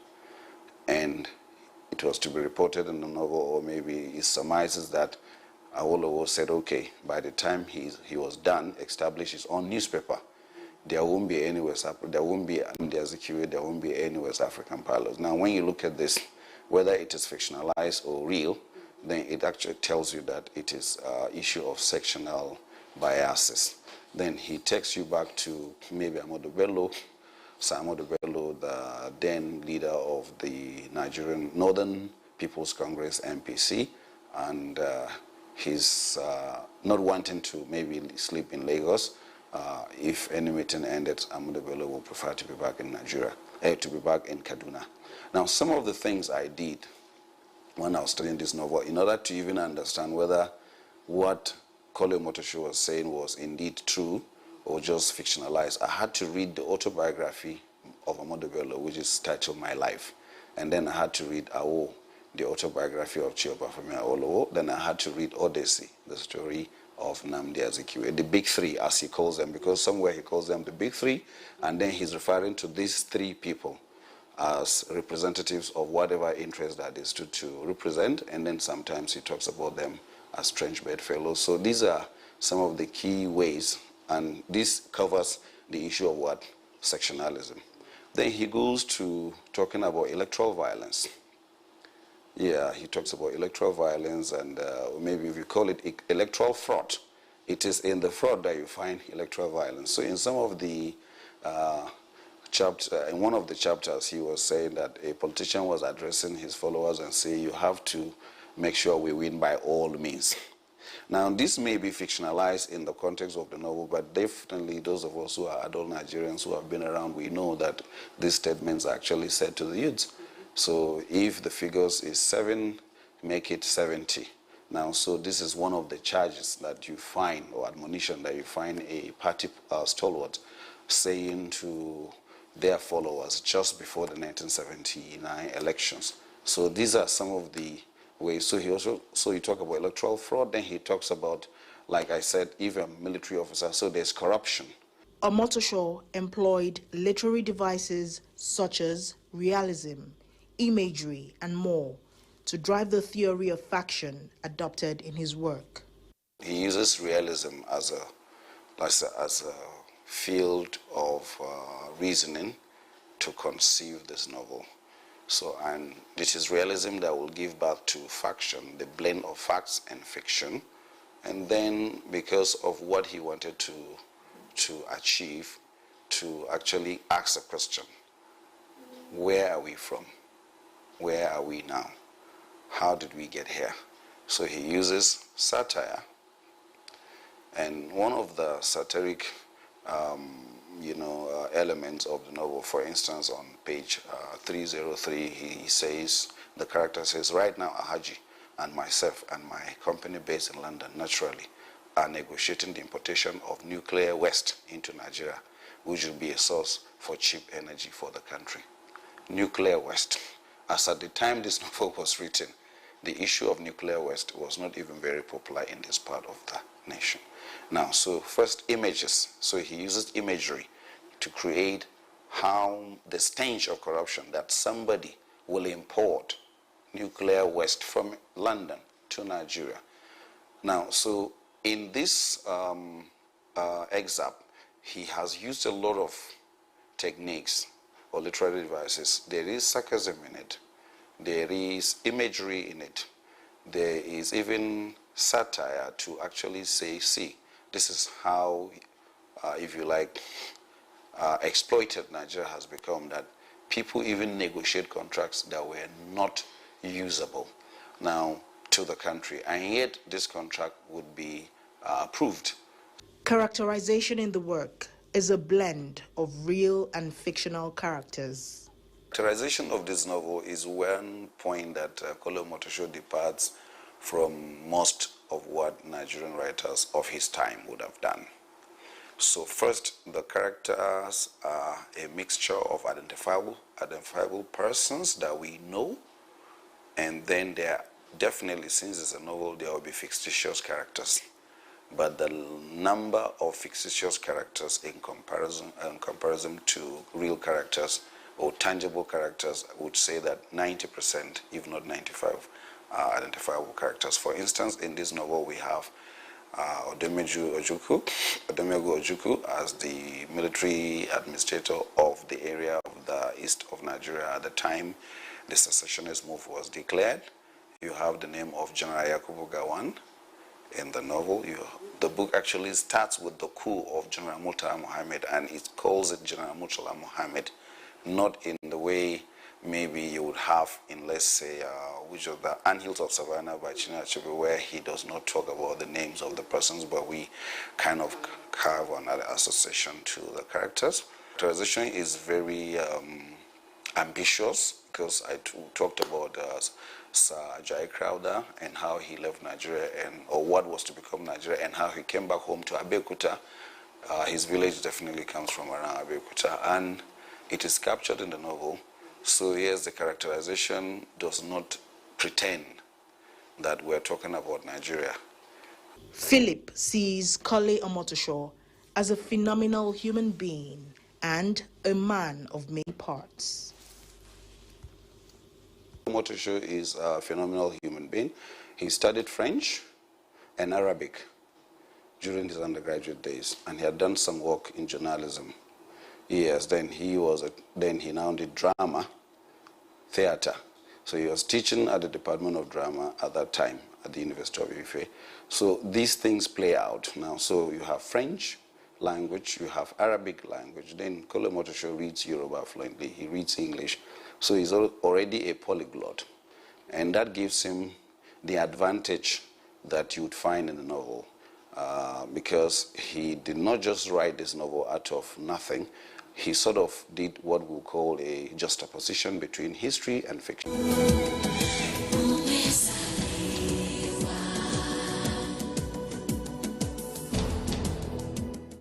Kole Kole Omotosho is an African writer and an intellectual committed to fusing the socio-political reappraisal of Africa and respect for human dignity.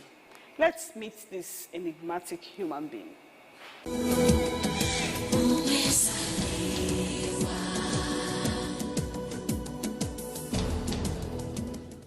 Just before dawn, a literary piece by Kole Omotosho, considered a hybrid of real and fictional events, dramatizing the first 100 years of Nigeria. Most of the characters and incidents in the book are real. The story covers riots, uprising, private hopes and grief, coup d'etats, and many more issues. It is a history marred by violence, with an outcome satisfactory to none. Just Before Dawn was awarded Special Commendation in Norma Award for Publishing in Africa in 1989, which described it as providing a more profound understanding that is available in conventional history books and novels. Bankole Ajibabi Omotosho, a renowned and intellectual Nigerian writer, is considered an intriguing writer, university lecturer, columnist, dramatist, documentary producer, advertiser, who has since perfected the art of combining the town with the gown and earned himself a name Yebo Gogo Man in advertising in South Africa. Born on the 21st of April 1943 in Akure, Ondo State of Nigeria, was raised by his mother and maternal grandparents after death of his father.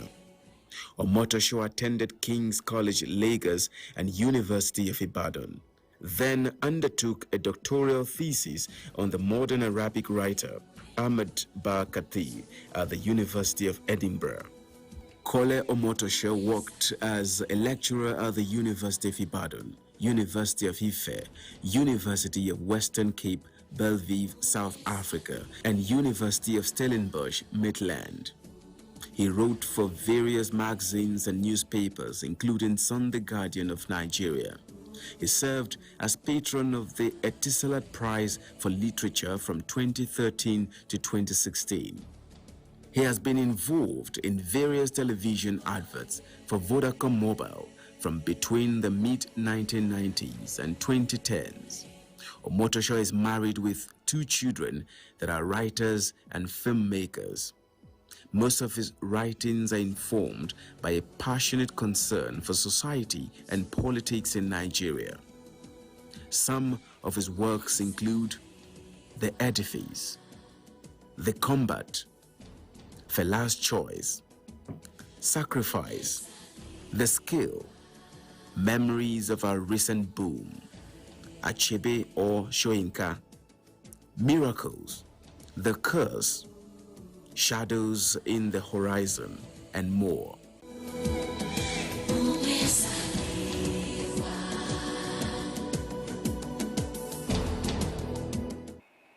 A person who is opposed to, struggles, or competes with another is an antagonist. But is that all there is about this character in literature?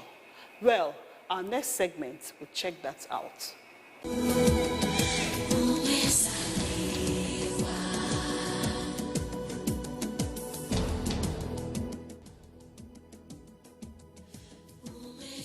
An antagonist is usually a character who opposes the protagonist or main character of a story.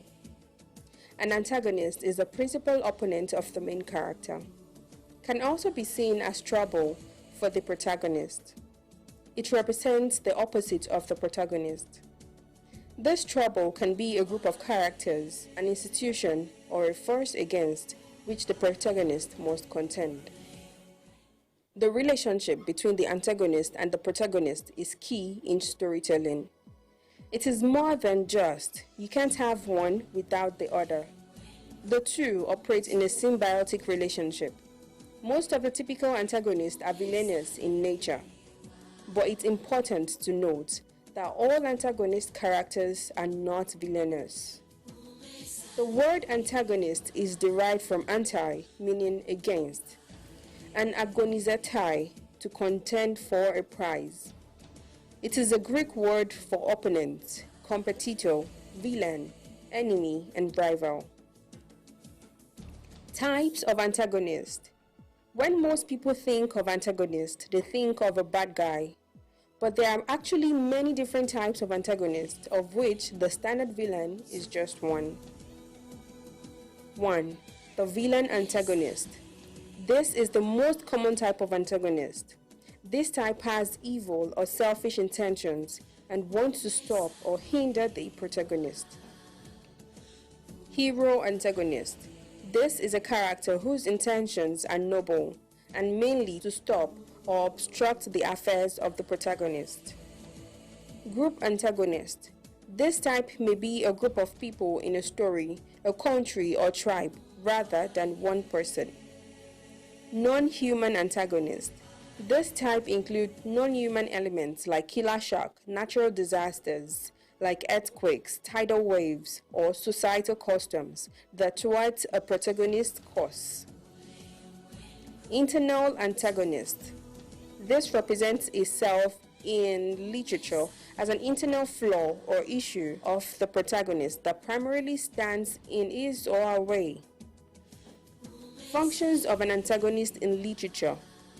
While a protagonist tends to supply a storyline with a person that the audience can identify with, as they strive to achieve some goals, the antagonist is who or what creates the tension or conflict that makes goals harder to achieve. An antagonist gives a story a sense of drama or action. An antagonist introduces conflict to a plot. The conflict brings a plot climax and generally serves as a premise for much of the story's action, which makes a narrative engaging. Conflict brought about by an antagonist also helps to test the morals and beliefs of characters, thereby helping the readers or audience fully understand the protagonist and what they stand for.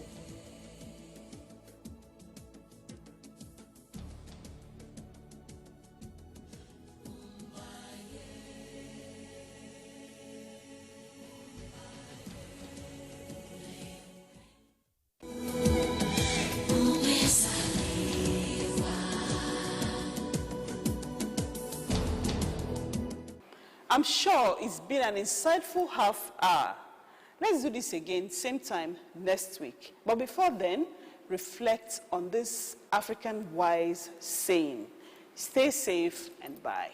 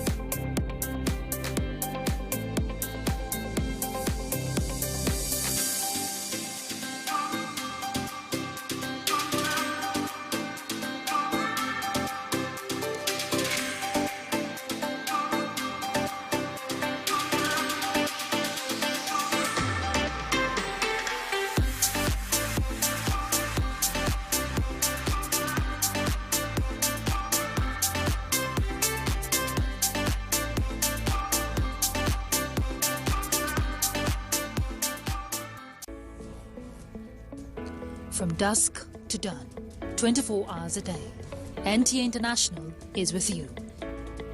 In your living room, office, and everywhere, anywhere. We provide the company you desire in terms of balanced and up-to-date news, programs, and the best of entertainment.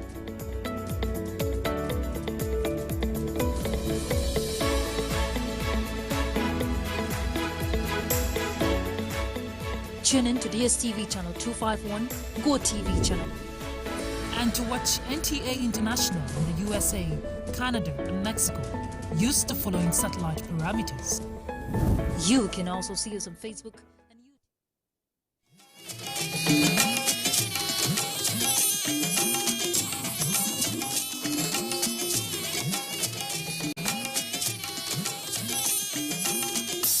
This is the network service of the NTA.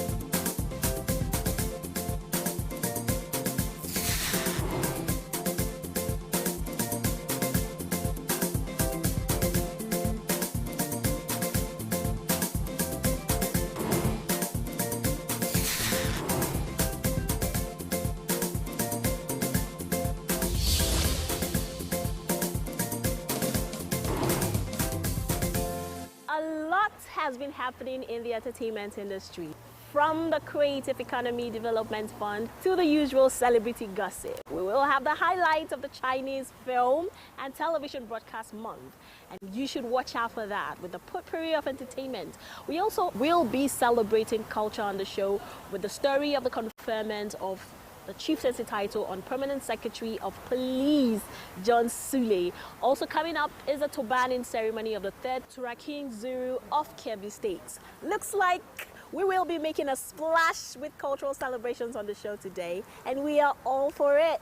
So let's get the show slapping right away. Welcome to Click Light on the Nigerian Television Authority, where we celebrate entertainment in all its shapes. I am Kemini Williams.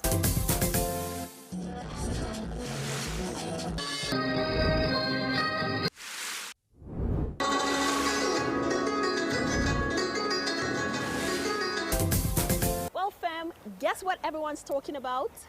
Let's find out on the E-News segment. Okay, so the beef in the Nigerian music industry a few weeks ago was between Wizkid and Davido. Currently, the bad vibes has shifted to Ojapiano crooner Casey and Flavor Nabania. Who knows, Burna Boy may have been right when he said, Last, now everybody go to breakfast. So, the beef between Casey and Flavor stems from Casey's latest song titled Netflix, released in September 2024, which sparked comparisons to Flavor's 2020 hit single Doings featuring Fino, both of which contain traditional Igbo influences. Judging from the similarities in beats,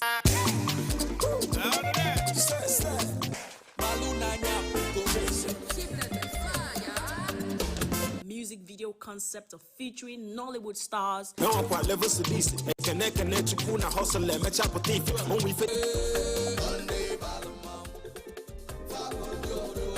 and Casey's time of release years after Flavor's doings, many believe Casey's Netflix is a borrowed concept. Well, Flavor thought so too and called him out on social media in a cryptic message stating copy akaria, an Igbo term interpreted as too much copy.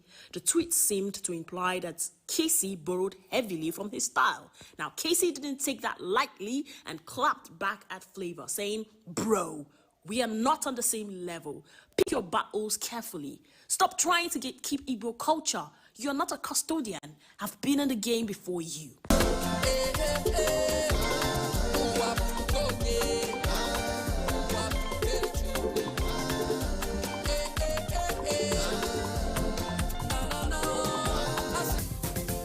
Good news for creatives in the entertainment industry who can now use their intellectual property as collateral to acquire financial support from financial instruments such as debt, quasi-equity, and equity. This has been made possible by the recent approval for establishment of the Creative Economy Development Fund, CEDF, and the implementation of the Intellectual Property Monetization Pilot by the Federal Executive Council. Now, commentators on social media have applauded the initiative and shown interest in keying in. Minister of Arts, Culture and Creative Economy, Barrister Hannatu Musa Musawa, noted that the ministry is working in collaboration with the African Development Bank to make this a success.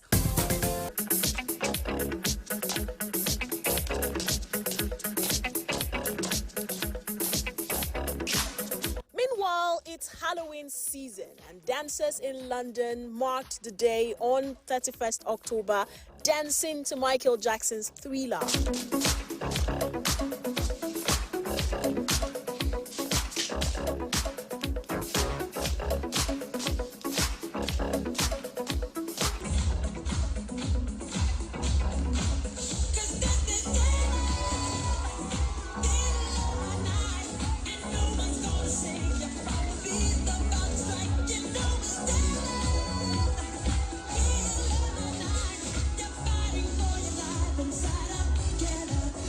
Halloween, an ancient Celtic festival celebrated between October 31st and November 2nd, is believed to be the day souls of the dead return to their homes. So people dressed in costumes and lit bonfires to ward off spirits. In this way, popular Halloween tropes such as witches, ghosts, and goblins become associated with the holiday. Nigerians have also started celebrating Halloween, but it's always mostly about the creative and fun side of things. Like the Nigerians that live in Nigeria, what is your own with Halloween? Kilo coin called Halloween. I don't understand it. I'm seeing posts with people wearing different, some of these celebrities wearing, costumes and all these things for Halloween. In Nigeria, in Niger, they will now post Happy Halloween. What do you even know you're celebrating? What do you know you're celebrating? Even me that I'm here in America, I don't care for it because honestly, I don't know what they're celebrating myself. And I'm not going to engage in something that is not, in my opinion, something, I don't know. It's not a biblically, I don't know. I just don't like it, okay? It doesn't jive with me, and I don't want to do it. It's demonic. You see this tradition that you people want to bring to this country, celebrating Halloween. So let me tell you, abroad people now, we know that it's costume and it's displays, just child's play. Everybody is doing their thing. They are trying to imitate horror movies. For Nigerians, we take it seriously. You want to be celebrating Halloween in Nigeria.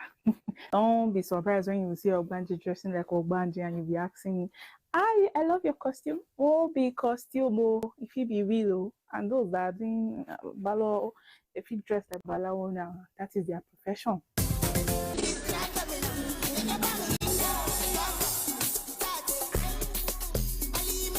That's it on Entertainment News. Do follow us on all our social media platforms.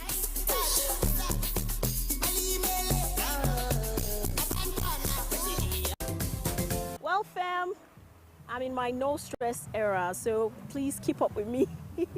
Now, we had our cameras at the Chinese Film and Television Broadcast Month event, which held just days ago.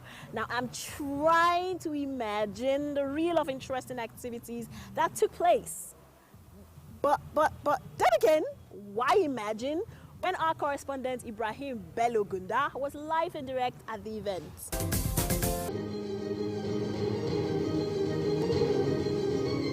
What is a Chinese film without some kung fu? Well, there you go, part of the performances that brought life to the Chinese Film and Television Broadcast Month event to showcase Chinese culture. This is done in style with series of Chinese film and culture to be televised to Nigerians for better understanding of Chinese culture.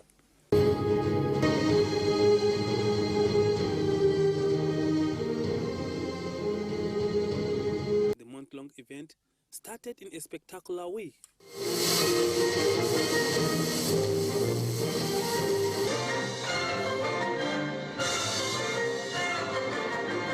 Kung Fu show and the display of other Chinese culture spice up the day.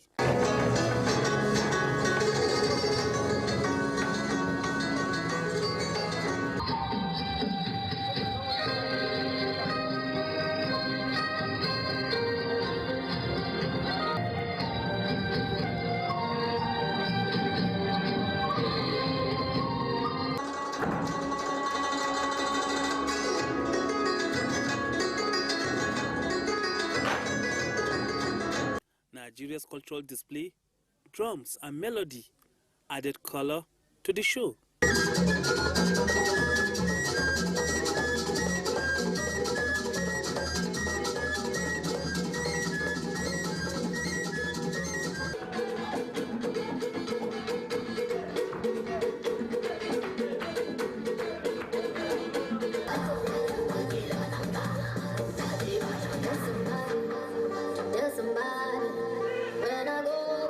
Yan Jianxing is the cultural counselor, Embassy of the People Republic of China in Nigeria, while Joshua Wang is the chief executive officer of Star TV Network. Their job here is to promote Chinese culture for better relationship with Africa, while respecting and promoting Nigeria's culture as well.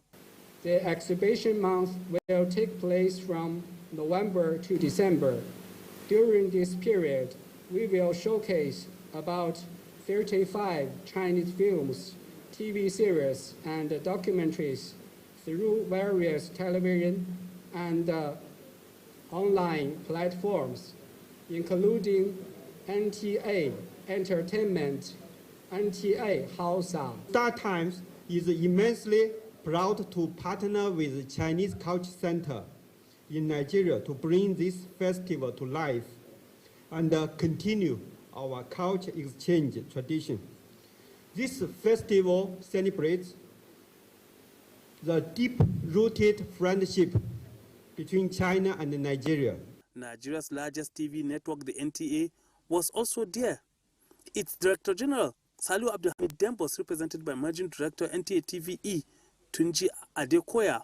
Other key media bosses like the DG NBC, Charles Ebuebu, DG FRCN Mohamed Bulama, among others, were optimistic that the partnership with China will lead to more collaborations and shared vision to celebrate good cultural narrative, nurture creativity, and exchange innovation in the world of films. Both NTA and Star Time providing a very premium content that will reflect our unity and diversities. We're glad the cultures of our Chinese brothers and sisters have been exploited. We are happy to collaborate, whatever we need to move these narratives that showcase the different intricacies, details in culture, values, morals that make us a people. We are glad to identify with you. I'd like to congratulate the Chinese Cultural Center for holding this event. China is a great country with a very flourishing culture and economy, and we have a lot to learn from China. I know China too has a lot to learn from Nigeria. Nigeria is buffet. You find different cultures of Hausa, Yoruba, Igbo, Ibibu, and many other cultures. So Nigeria is place we can showcase our culture. You can see all these cultures have great root and pride in us. We all know that culture is basically entertainment. So with the collaboration between NTA and Star Times over the years, we have experienced, a fusion of culture and entertainment.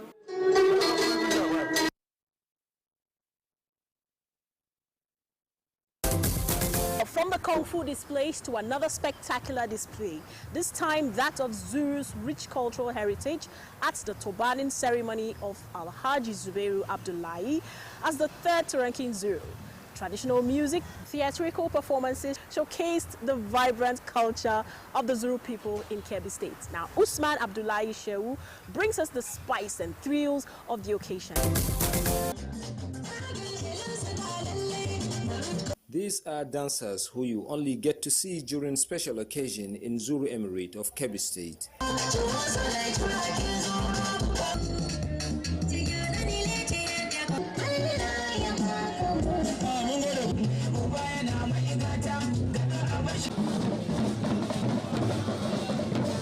Our camera lenses did not miss the culture of the corn processors whose display thrilled guests who came from far and near.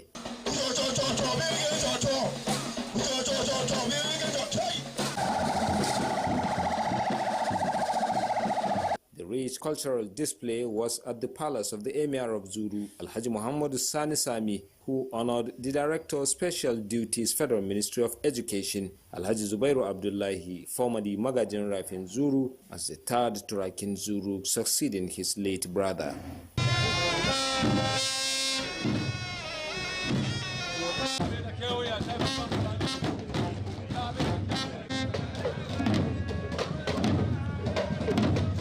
Emir Sani praised Zubairu for being a symbol of development in Zuru Emirate, urging him to continue his exceptional service to the community. We deeply appreciate Turakin Zuru for his exceptional contribution to the Emirate. He has provided valued counsel and support on crucial Emirate matters. The turbaning ceremony was followed by a grand procession, with the celebrant cheered back home on a horse ride by family, friends and well-wishers. All the people that are able to come. I'm happy with them, particularly because of their serious issue of insecurity, the high cost of transportation to come as well. What they are able to do. But even those people that are not able to do it, send people cancer, They described the new Turakin Zuru as a humble, dedicated and God-fearing gentleman who is devoted to serving humanity. We are very, very grateful to His Royal Highness, the Emir of Zuru, for honoring our brother with the position of Turaki.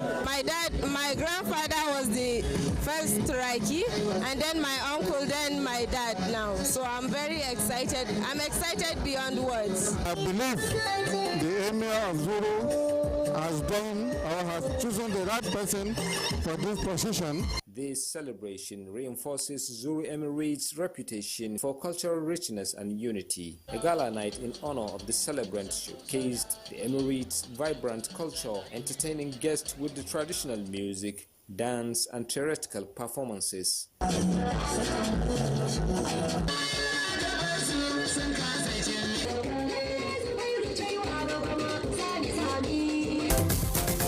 Now, Zonkwa in Kaduna State is often not in the news, but the community grabbed the headlines recently as it hosted some big-name personalities, and all for a very good reason. The event was the conferment of the title of Sadauna Kaju on the Permanent Secretary of the Ministry of Police Affairs, John Sule, by the people of Kaju. Now, Daniela Derriere was there for all the sights and sound. Let's grab it.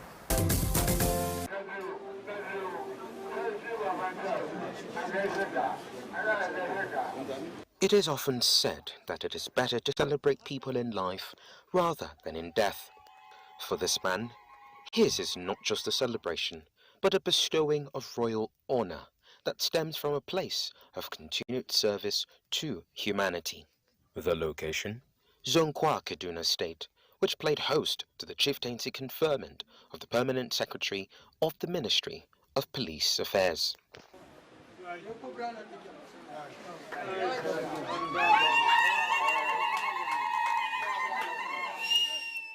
Like most events of this nature, there is always a heavy residue of culture on display, especially dance, and whether it was the Bahon blowers of Kaduna, or the Jarawa stompers of the Plateau, or the black and white TV dancers of Benue, there was more than enough of culture and color for everyone present.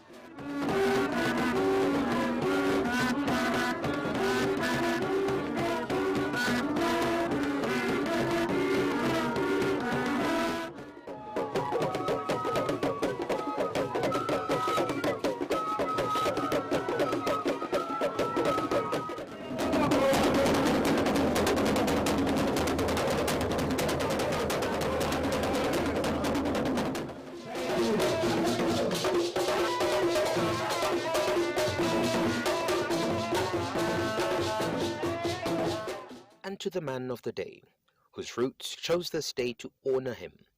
A brief moment where tradition met with spirituality, and the blessings of the father would see him rise as Sardauna Kaju. No weapon formed against you shall prosper.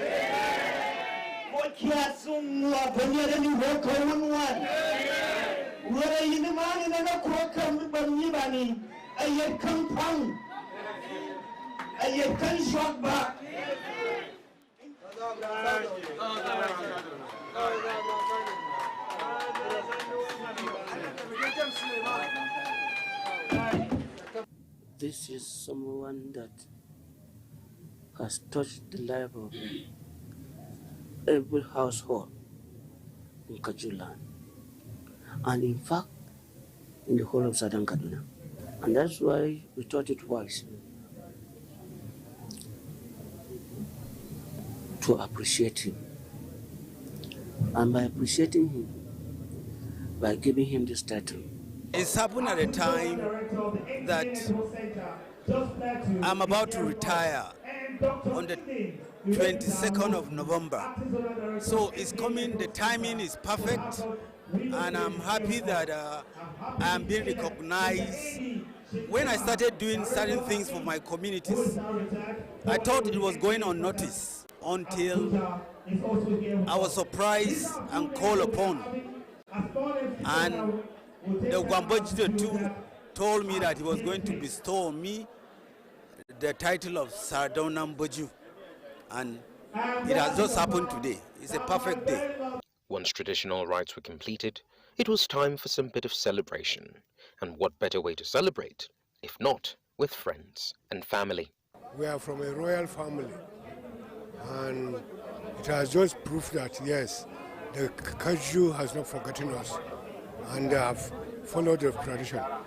And we are saying, great, we are so happy that he has followed the tradition of our forefathers. We've seen other people that have been given positions or have been in a position to help the community, but they rather enrich themselves or their families.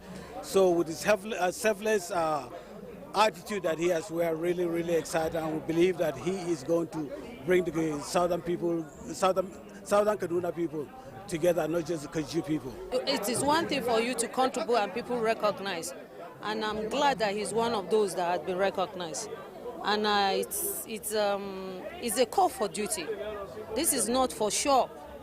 It's something that he should intensify more effort to do more and more, because to whom much is given, much is expected.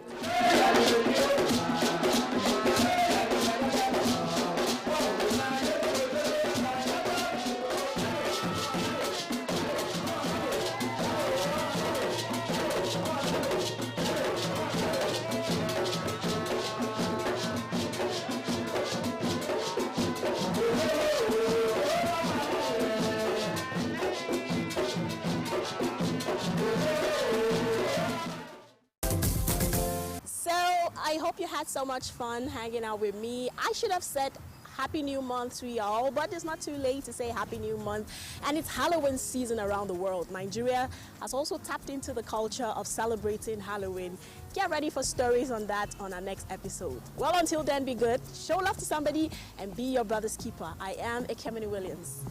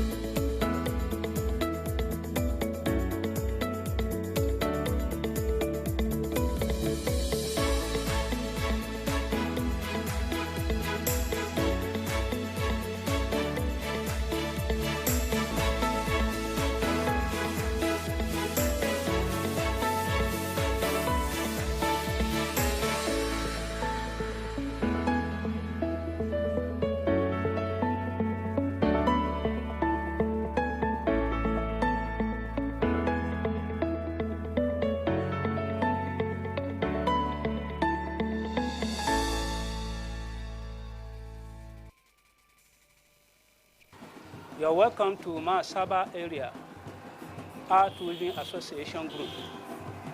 The story of art weaving is very wide.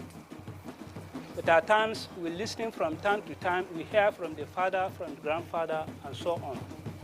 From there, we pile some of them, and when they ask us, we tell them what is available with us. The art weaving, we met our grandfather working on it. It is a work that is used for their feeding and also for their transaction. We use a plant of the palm date to weave this arting. We have two types. There are black one, there are white one. The black one is used for farming and the old men. The white one is used for special purpose, like a naming ceremony, like a Nupe Day, like a big gathering. At times, they buy it and give it to honor the turbaning in Emir's emirate. Sometimes when the Emir have strangers, he used to tell us, we send there, he give it and honor those who are given the title. Sometimes the Fulani people come to buy and send to far place for selling to other people again. At times, it used to take off many times before we finish. Some 1 day, some 2 days, some 3 days. There are one we can finish 1 day, there are one take 2 days, depend on how fast our God make it for a person. The business is very wide and very interesting. Many people come and buy and sell again. Many people buy and use for the purpose, like I said before, for the farming, for naming ceremony, for marriage ceremony, and for special gathering. This one is for special people for turbaning, both women and men. This one, we sell this one to outside people from the far area, some from the Nasarawa area, they come to buy and sell. They design it like this one, sell to Fulani people again. There is another one for old men. That one has something on top. Old men use that one in maybe going to farm or going for visiting old men like them. This is a finishing one now. This takes 3 processes: weaving, sewing, and putting the skin. So when it's finished like this, it costs sometimes 4,000, 5,000. Ordinary one costs 2,000. This one costs 1,000. This one like this is like the other one, at times 2,000, 1,500. This one is also, this is 600, 700. So far now, we use only this date tree. The other one are used for another person. But for the arts, we use only date. If you wish on your own, we design another thing for different people, depend on what they want. Like a bag, like a mat, and so on. Even our wife, they are doing it. Our children, they are doing it. Our brothers, they are doing it. Even at home, they are doing it. So many are doing it because of the economic interest in it, because it supports the life. At times, 2 naira, 3 naira here and there, you use it on your own. You don't need to ask your parents or your senior brothers. In those days, they used to call us to attend trade fairs and so on. But today, we thank God, our junior brothers, they organize competition of this very arts. I think they have done it 3 times now. The first sitting, they win prize. Second one, they win. The third one also, they give them what the little they have for them. And they were very happy. Even people from the other area, they gather. The day they do the 3rd final one, the first, the best winner there, they give him 5,000. All those that attend, including those that did not win the prize, they also give them one bucket, special one. Design bucket, the one they use for bathing or for taking water, they give each of them round. Everything is possible with a very good support. Lack of supporting from the government or society or from those that having to do, that we are not having, If not, you will have made us in a very big shock now. Please, take our issue forward. Tell the old world that this is the assistance we want. With the assistance by God's power, they will see us in progress. And we pray for that blessing. Please, cooperate and join any type of art craft the old people are doing. The new people should please cooperate and join it so that it will bring a progress and development to the whole world.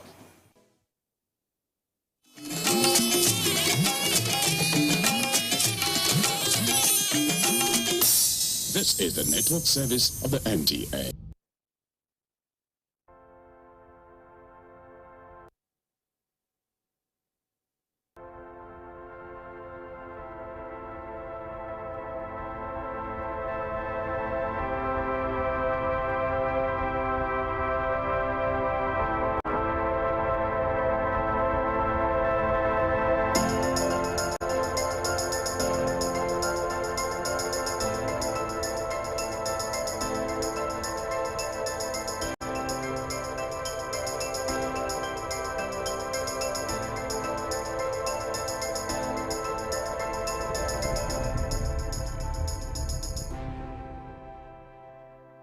Yes, welcome to Bridges. This is a special edition.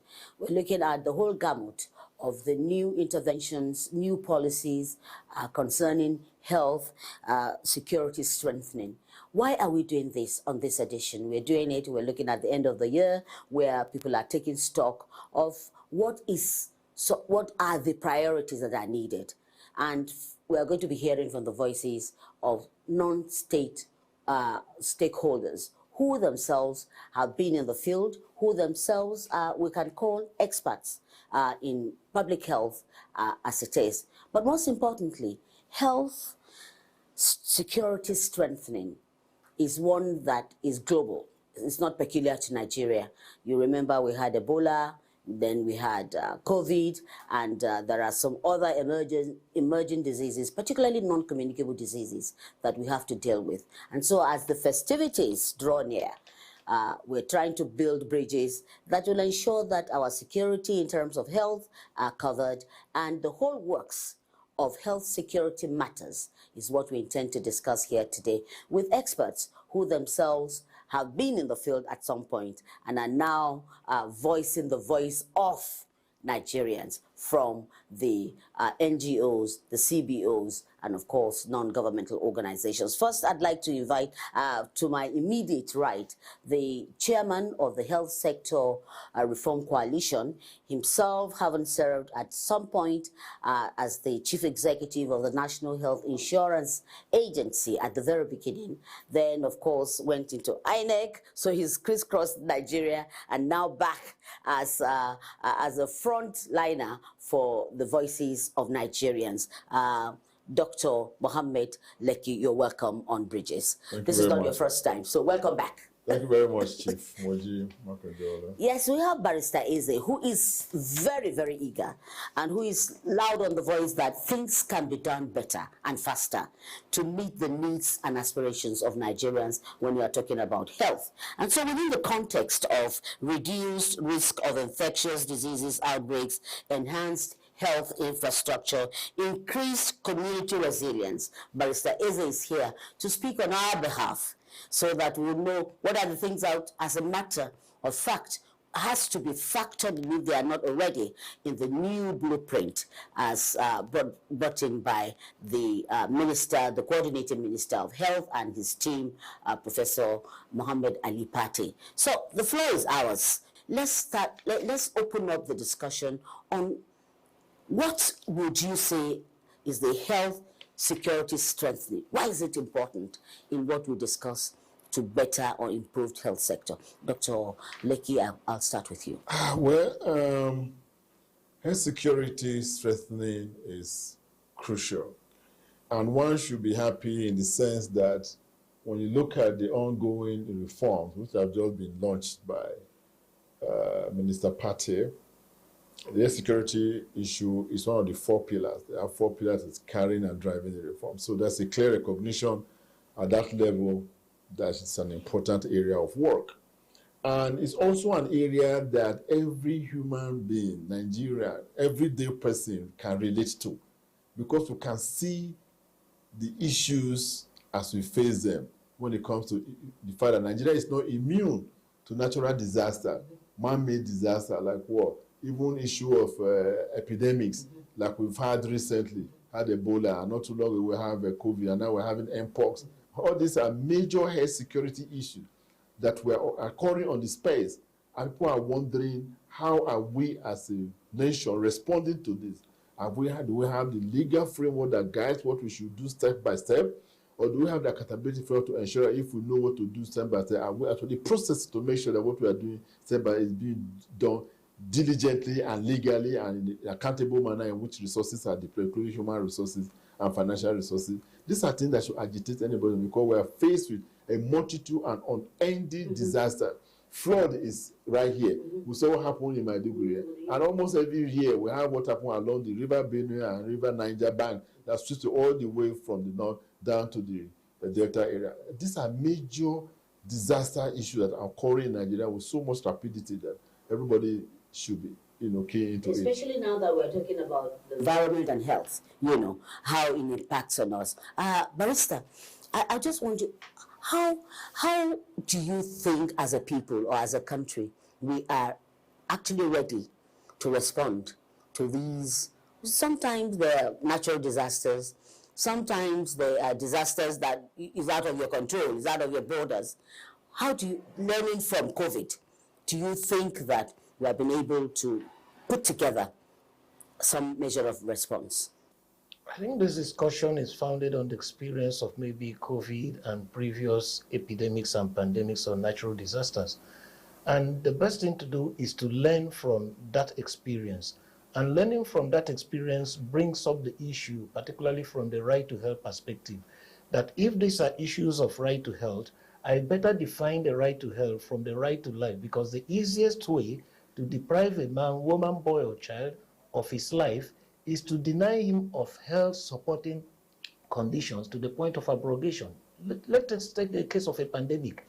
Access to information on how you can avoid being infected is critical and key. So if you don't have that access alone, one could lose his life in the process of doing this. So what we are reviewing, even the discussions we've been having, the workshops, and what the Honorable Minister has been stating, is that there is a continuum. I look at the continuum in terms of plans, policies, laws, which will now inform and manifest into the allocation of resources in the budget, and then we begin to talk about implementation. So we are trying to see how we can link up plans and policies, make the necessary laws in accordance with international health regulations and the duties of the state in Nigeria to fulfill, to respect, and to protect the right to health, which links up to health security. And health security, as we are discussing, is about the sustainability of the whole system.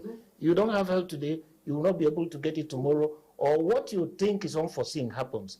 How do you plan to respond to that which is unforeseen? And that's why bills like the National Health Emergency Bill, are quite necessary. Rejigging the NCDC in terms of giving them a fund to respond on a day-to-day basis or extra powers. These are all interesting things that are happening in the space that we need. Hearing from other stakeholders, like from the level of the community, to be able to build some measure of resilience in terms of response. Dr. Lekki. I think there is a groundswell interest at the community level, because most of the environmental impacts of these disasters and health security, they take place at the community level. That's where you feel it. That's where you see people who are displaced, people who are overrun by flooding, people who are overwhelmed by disaster, whether it's natural or man-made disasters and stuff. Everything happens at the community level. And so that is where you really feel the brunt of what is going on. And so that is where you hear the voices of people asking, what is the government doing? So what is government doing? What government doing is, is there plans on ground that government anticipate? Because we must anticipate these things, because some of them are happening in such rapid succession that we cannot say we don't know. It's not the first time. So what we're hearing is that people are wondering what government doing. Everybody calls on the government. And in some cases, government is not doing anything because government has not planned, has not anticipated. And the legal framework that will say what government should do, that will drive the processes and activities and what needs to be done, is actually not available, and when it's available, it's insufficient, which is one of the reasons why we are driving the public health emergency bill. And even the agencies that are supposed to ensure that such emergency bills are implemented, such as the NCDC, which is the foremost in the health sector, to drive that. There are other MDAs as well, which are not in the health sector. NEMA is not part of Nigerian health sector. And there have also paramilitary organizations that are also involved when there are these kinds of occurrences that are there. But in the case of the health sector, it's NCDC. So what is the adequacy of their response? But you find all these things have legal implications which have not been clearly thought out. They are still lacking a deficit.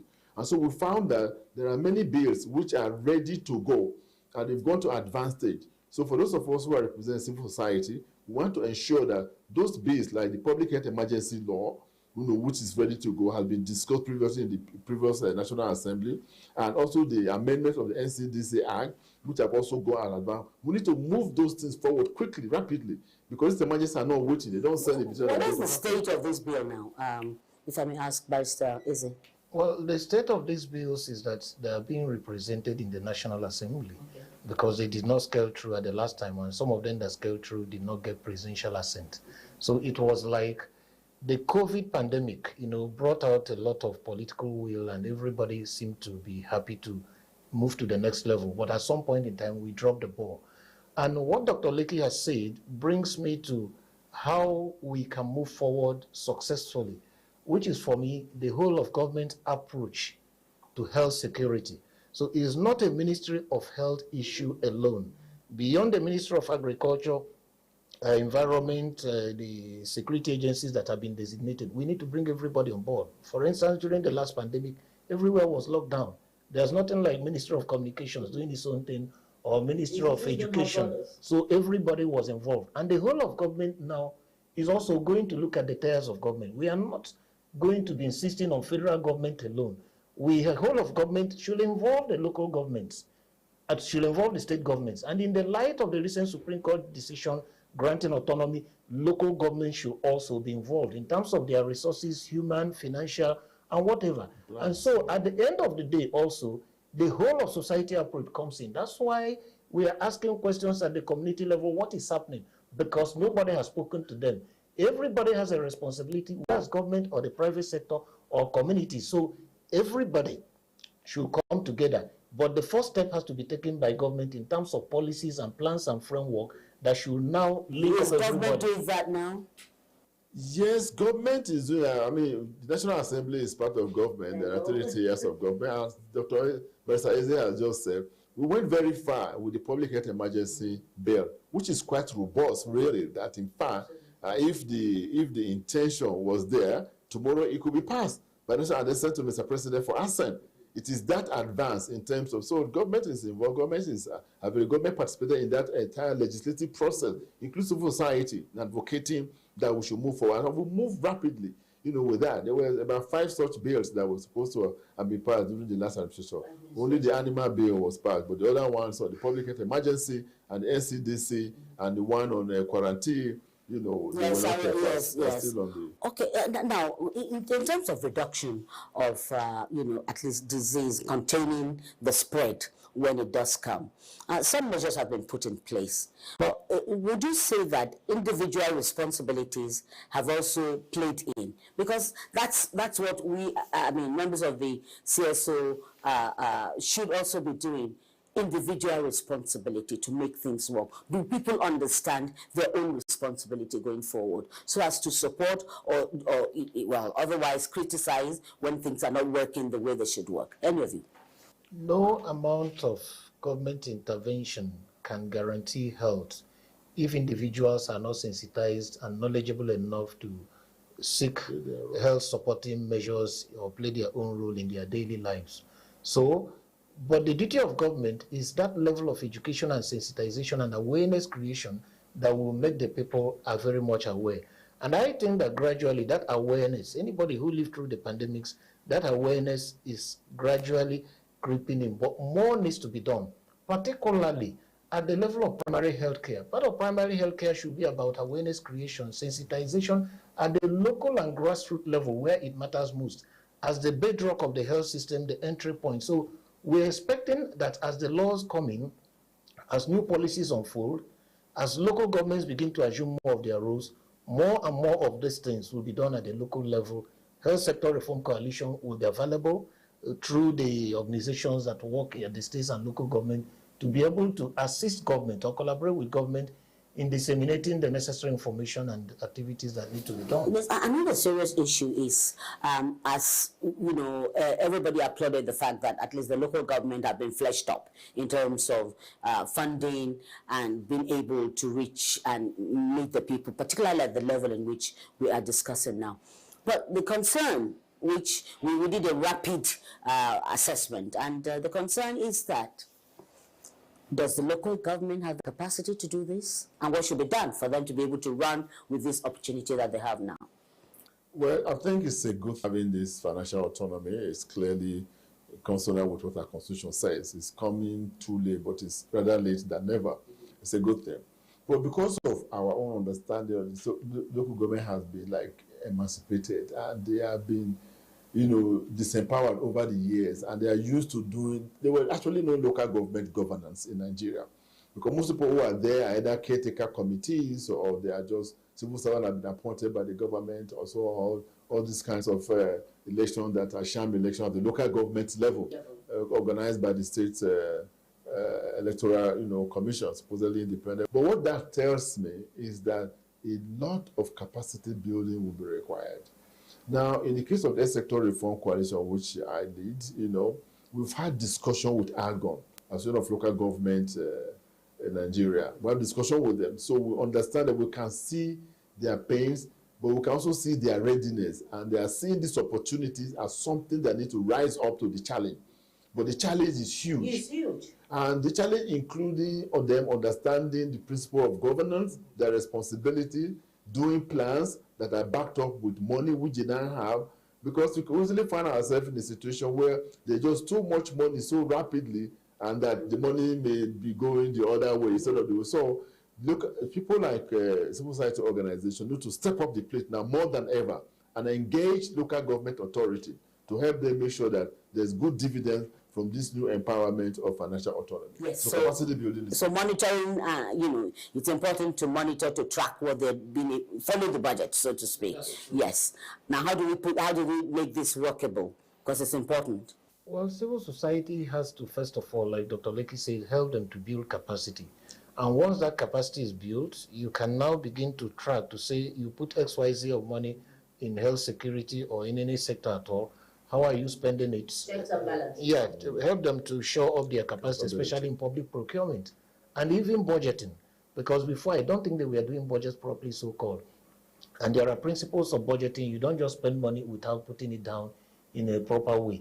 For instance, today, if they are no longer going to go to the State House of Assembly for budget approval, that means the councillors need capacity to understand how to approve the budget and what a budget will look like. So there's so much that could be done, either from donor agencies, technical partners, Federal Ministry of Health, and NGOs to assist local governments. You know, if you just don't have capacity, or you ask me to bring 5 years experience when I'm 1 year old, you have to allow them to grow, and over time, we can now begin to this is not a time for okay, that's my brother, put him there, let him do the job. We have to grow professionalism and capable hands even at that level. What does that translate to for national development, for the kind of Nigeria we all look forward to? Well, it's a good thing if we can move that forward as an agenda. In other words, we're cutting out all the crafts, we're cutting out the chronism, as we're focusing on durability and efficiency and stuff like that, you know, both in terms of allocation and spending of money. But clearly there needs to be more intentionality on the parts of people, organizations that are monitoring what happens at both ends. Both ends in this case meaning the duty bearers, like government, the duty bearers, and then the rights holders. But being a rights holder doesn't mean you don't have responsibility. So as local government, people need to be more involved, you know. So we actually need institutions like civil society to win them out of complacency and show them the way, either through village town meetings, town hall meetings and stuff like that, or other structure of capacity building layer to say this is what we need to do. The local government should not have a yearly budget without having consulted with the constituent parts, all the elders, political parties and stakeholders in the environment, they should come together and decide what goes to the budget for this year because they have the money. And they should be transparent about how much they have and what they want to spend the money. It should be interrogated and jointly, taken and endorsed by an assembly of local government in an institute place. But it has to be intentional. It cannot be left assuming that they know. We should come from the point that they don't know and will provide that technical support. And there are various organizations and ways in which that technical support can be provided, mostly through CSOs, CBOs, and even faith-based organizations. Yes, I was going to ask that we have traditional institutions. Right. We have the religious institution, which our people respect and still hold in very high esteem. Absolutely. Now, how important are these people, and how do we bring everyone on the same table for you to understand that whatever contributions you make goes a long way, not just for you, but a wide spectrum of Nigerians that will be impactful and will be beneficial.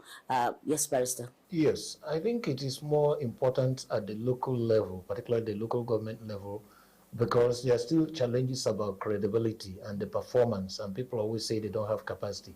So if they are able not just to bring the formal structures of government, to bring the traditional institutions, the religious leaders, and I dare say also the women groups for credibility, and infuse them directly into the governance structures in terms of consultations for priorities, even in terms of implementation and running projects and programs. For instance, I was reading literature about greening the environment.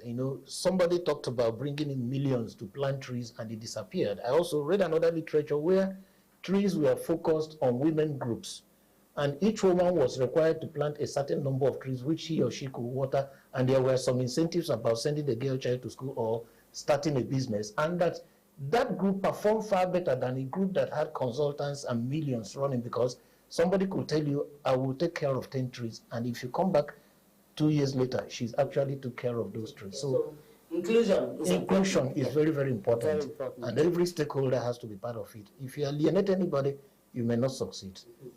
Now, okay. Yeah, can I just say one thing? This whole Supreme Court judgment on I think it's a master stroke to me, and I'm sure a number of people also feel the same way. But we're talking about true federalism. To me, I see this as a key principle of true federalism. And I'm sure the Algon and local government have not actually woken up to the full impact of what this means. It means a whole lot. And so there is need for relevant institutions to rise up to that and help them along. And because they are not like the state-level government, I'm sure that they'll be more amenable to tutoring, capacity building, technical know-how, helping them to put up plans, helping them to set up consent assembly, to elicit what needs to be done, how to put all that together in a plan and fund it, and how to report back and track quarterly to people in the community, including having all these layers of consultation with traditional rulers. How does this work with immigration or emigration? Urban, rural emigration, people wanting to, everybody wants to come to the city. But sometimes if you have some of these things available at that level.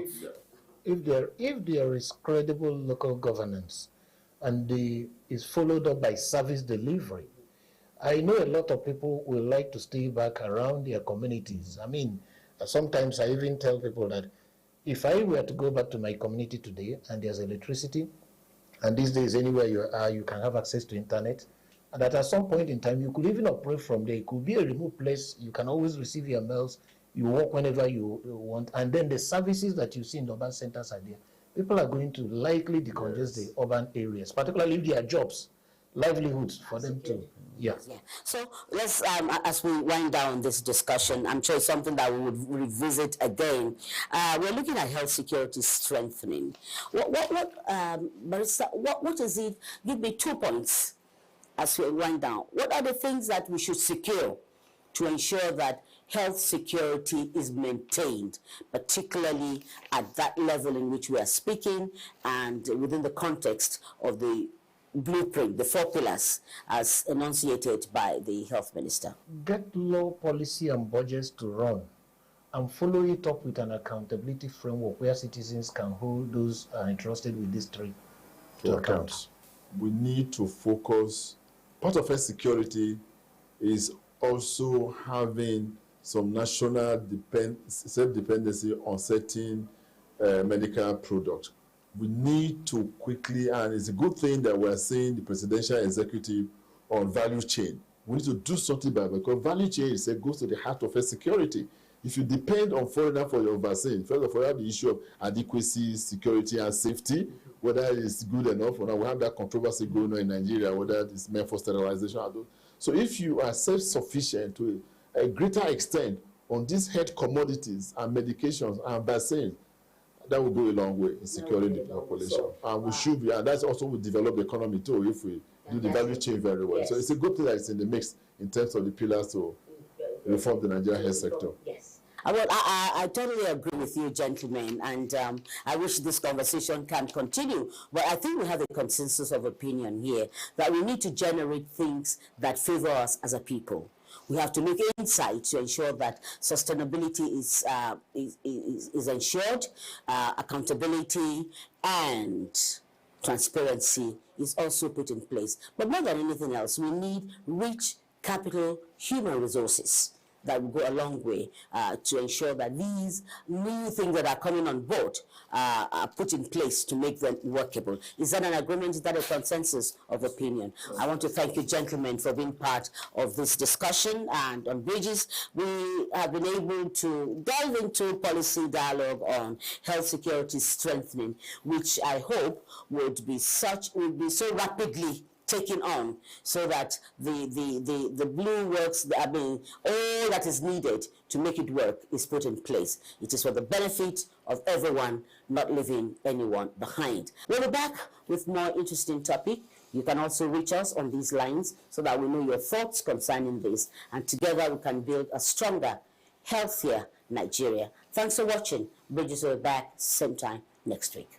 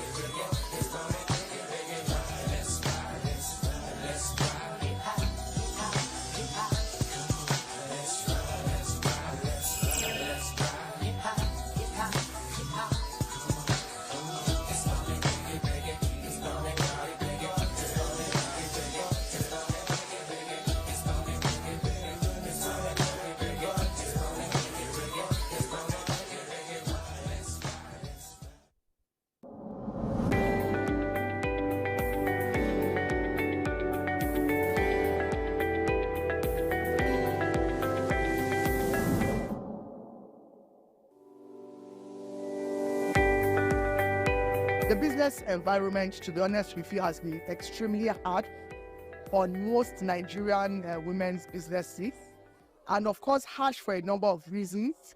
There is no way you would increase or move a subsidy and increase the price of fuel that it doesn't have the counter effect. It has been very challenging for so many women. I know that a lot of them have cried in one way or the other to us to find ways of intervening.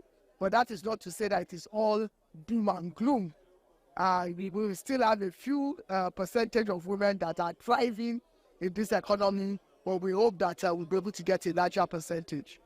One of the things I've seen with even our local purchases now is that people are buying more made in Nigerian options of food, of clothing, and so on and so forth than the imported. So that again is helping some of our industries thrive. Surprisingly, the telecommunications is still doing well, And the reason is very simple. A lot of people are going for online options of skills in terms of training, communications, even remote working. And so you will see that people that provide services around those areas also thrive.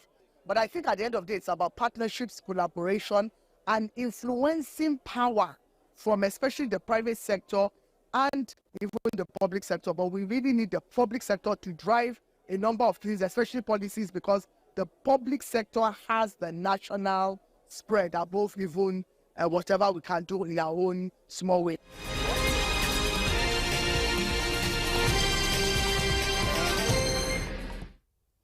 Hello, here is the news update at 11. I am Nolene Ebel-Ame. The Federal Executive Council has approved a budget estimate of 47.9 trillion naira set to be transmitted to the National Assembly for consideration and passage. At its Thursday meeting, the Council also approved figures for the 2025 medium-term expenditure framework. 47 trillion. And this includes a borrowing of 13.8 trillion, which is 3.87% of the estimated GDP. The National Assembly is on course to facilitate the creation of a $1 trillion economy for Nigeria, in tune with the aspiration of President Bola Tinubu. As part of this effort, Senate is working on a legislation to repeal and reenact the Investment and Securities Bill as a key pillar in the investment space. In the capital market in recent years, such that digital asset platform are fast gaining ground as a critical aspect of the capital market ecosystem. The creation of $1 trillion economy requires a vibrant Nigerian capital market to provide the needed liquidity.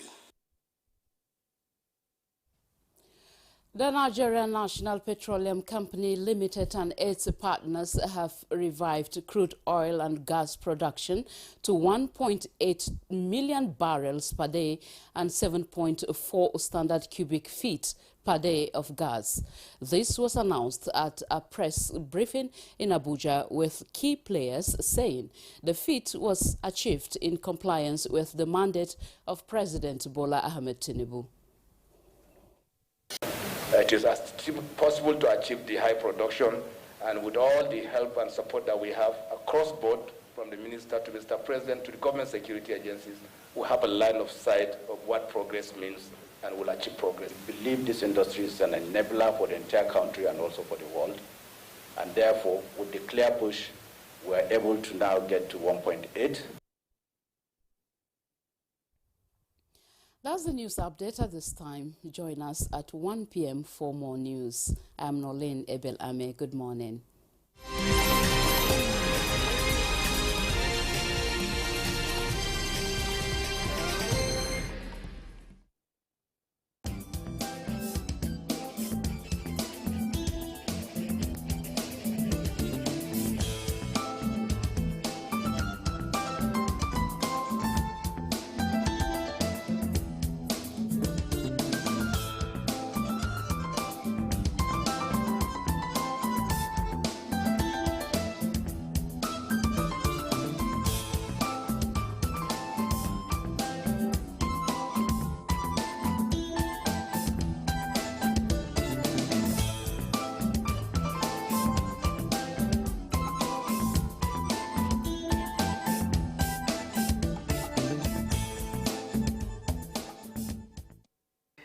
It's a lovely day, isn't it? And I always tell people, the minute you look at someone, the first thing that comes to mind is the person's skin. It's our first contact to the world, be it handshake, hugs, or just looking at a person. A lot can be deduced. Are you malnourished? Did you sleep well? Are you thinking about something that is making you upset? Or are you just tired or sick? One can tell just by looking at your skin, especially the facial skin. And that's a reason why a lot of people give in so much to have beautiful skin, especially ladies. We go extra miles to make sure that we give that full-blown, a glowing skin. We can do a whole lot for it. It's Harmattan season again, and that's the period when skin gets to either suffer or get taken care of, depending on who you are. It's time to go extra mile again for the skin. But then I would like to ask, are we doing it the right way? Are we, putting in the right materials, the right chemicals, the right substance, whatever you call it, on the skin? On this set today, just before the camera rolled, I was stigmatized, yes. Somebody told me, you're the only light-skinned person here. And I'm like, what? Joy, it's you. You are the only burnt offering here. My name is... No, but if you look at it, you see, look, let's be real. You know that most of the time, everywhere you go to, everybody is light-skinned. And 3 of us are dark-skinned. And you're the only light-skinned You person. see, my in spirit, I'm dark. Okay, I'm black and proud. In the spirit, you're dark. My name is Joe Konachi. It's good to be here. But I'm wondering, what do you do really? Because, we had a conversation before now about products for black people. How do you manage? Because a lot of products in the market seem to be for people like us. Yeah, you see, when people sell their products, they want something that will sell. So that's why, the thing here about light skin is that you must use that product. But with a dark skin, you can just wake up in the morning, use your water, sunscreen, and Vaseline, and you're good to go. So if I am somebody who is selling something, I'll rather do for the light skin than for the dark skin. Even when you're dark? Well, I would, see, we're talking in the sense now that what is going to sell. And that's why if you notice, most of the time, if you go to all these places they're selling, it's mostly light skin creams. So my question is, how do you manage? Let me ask Devon. How do you cope? Because sincerely, I went to a supermarket and we were buying products. It was easy for me to pick what I wanted and left. But I had somebody who was pretty much like you people. She kept lamenting, what's wrong with these people? Everything here is for white people. What's the problem? Well, good morning, everybody. My name is Devan Mom. I'm a media consultant. To the question, I think somewhere along the line we convinced ourselves that being light-skinned is posh. It's more attractive. And I can understand that if you come from the perspective of we are dominantly dark-skinned. So naturally, the 1 or 2 people that are light-skinned tend to pop. Okay, yeah, when somebody is not popular, it becomes more admirable. I get what you mean. When the person is... When something is not popular, like you said, we're predominantly dark-skinned. So the light ones become more popular, so exactly, to speak. Because they're, over here, they would be considered exotic. Whereas if you're dark-skinned in a predominantly light-skinned environment, you would be the exotic one because you would stand out. But the thing is, as more and more people started resorting to artificial means of brightening their skin, getting to a certain point in your life and still being dark-skinned has become a flex. Because people realize that you have decided not to brighten your skin. It's not that you can't afford it. I remember when I was doing my whole politics thing one time, during the campaigns, one time, well, at this point, we had finished the presidential bit of it. I was, trying to make sure that things were going well at my particular polling unit. And I overheard 2 women in the village who had the unfortunate side effects of having, ruined their skin with very toxic products. I overheard them. I was within earshot. One was saying, she ran for, and isn't this the woman that ran for office? And see how dark she is. Certainly it's not because she can't afford to buy these things. Why has she not done anything with her skin? I liked the fact that they were thinking through it, and I just smiled. I didn't say anything because they didn't direct the question at me. They were talking to each other and didn't even know I'd overheard what they were saying. So it's actually people thinking that once you have arrived, you must do something to brighten your Because skin. most women Wow. who arrive do that. I don't know why. Wow. I don't even think it's about men. When your husband married you, you were dark-skinned. 15 years into the marriage, you are now lighter than Beyonce. How did that happen? But the men too join them to do it. And your children are all still their normal. And the tragedy of it is there are people who have started they bleach their Bleaching children. yes. Because they use the same cream. When you go to the market, I've heard ignorance coming out of people's mouths as they're trying to sell their product to me. Mommy, you go work on your skin now. This one go good for the children, self and all this. Why this craze to be light-skinned? What is so special about being light-skinned if you were not born that way? Okay, let me go to our, guest for today. And I just know that she runs spa, she's a skin expert, but I want you to introduce yourself to Nigerians who are watching. Okay, good morning, Nigeria. My name is Princess Joke Adilsi, Icon Skincare Spa in Wusetu, Abuja. Icon Skincare? Yeah, okay. Icon Skincare Spa in Wusetu. Well, I want to know, as a skin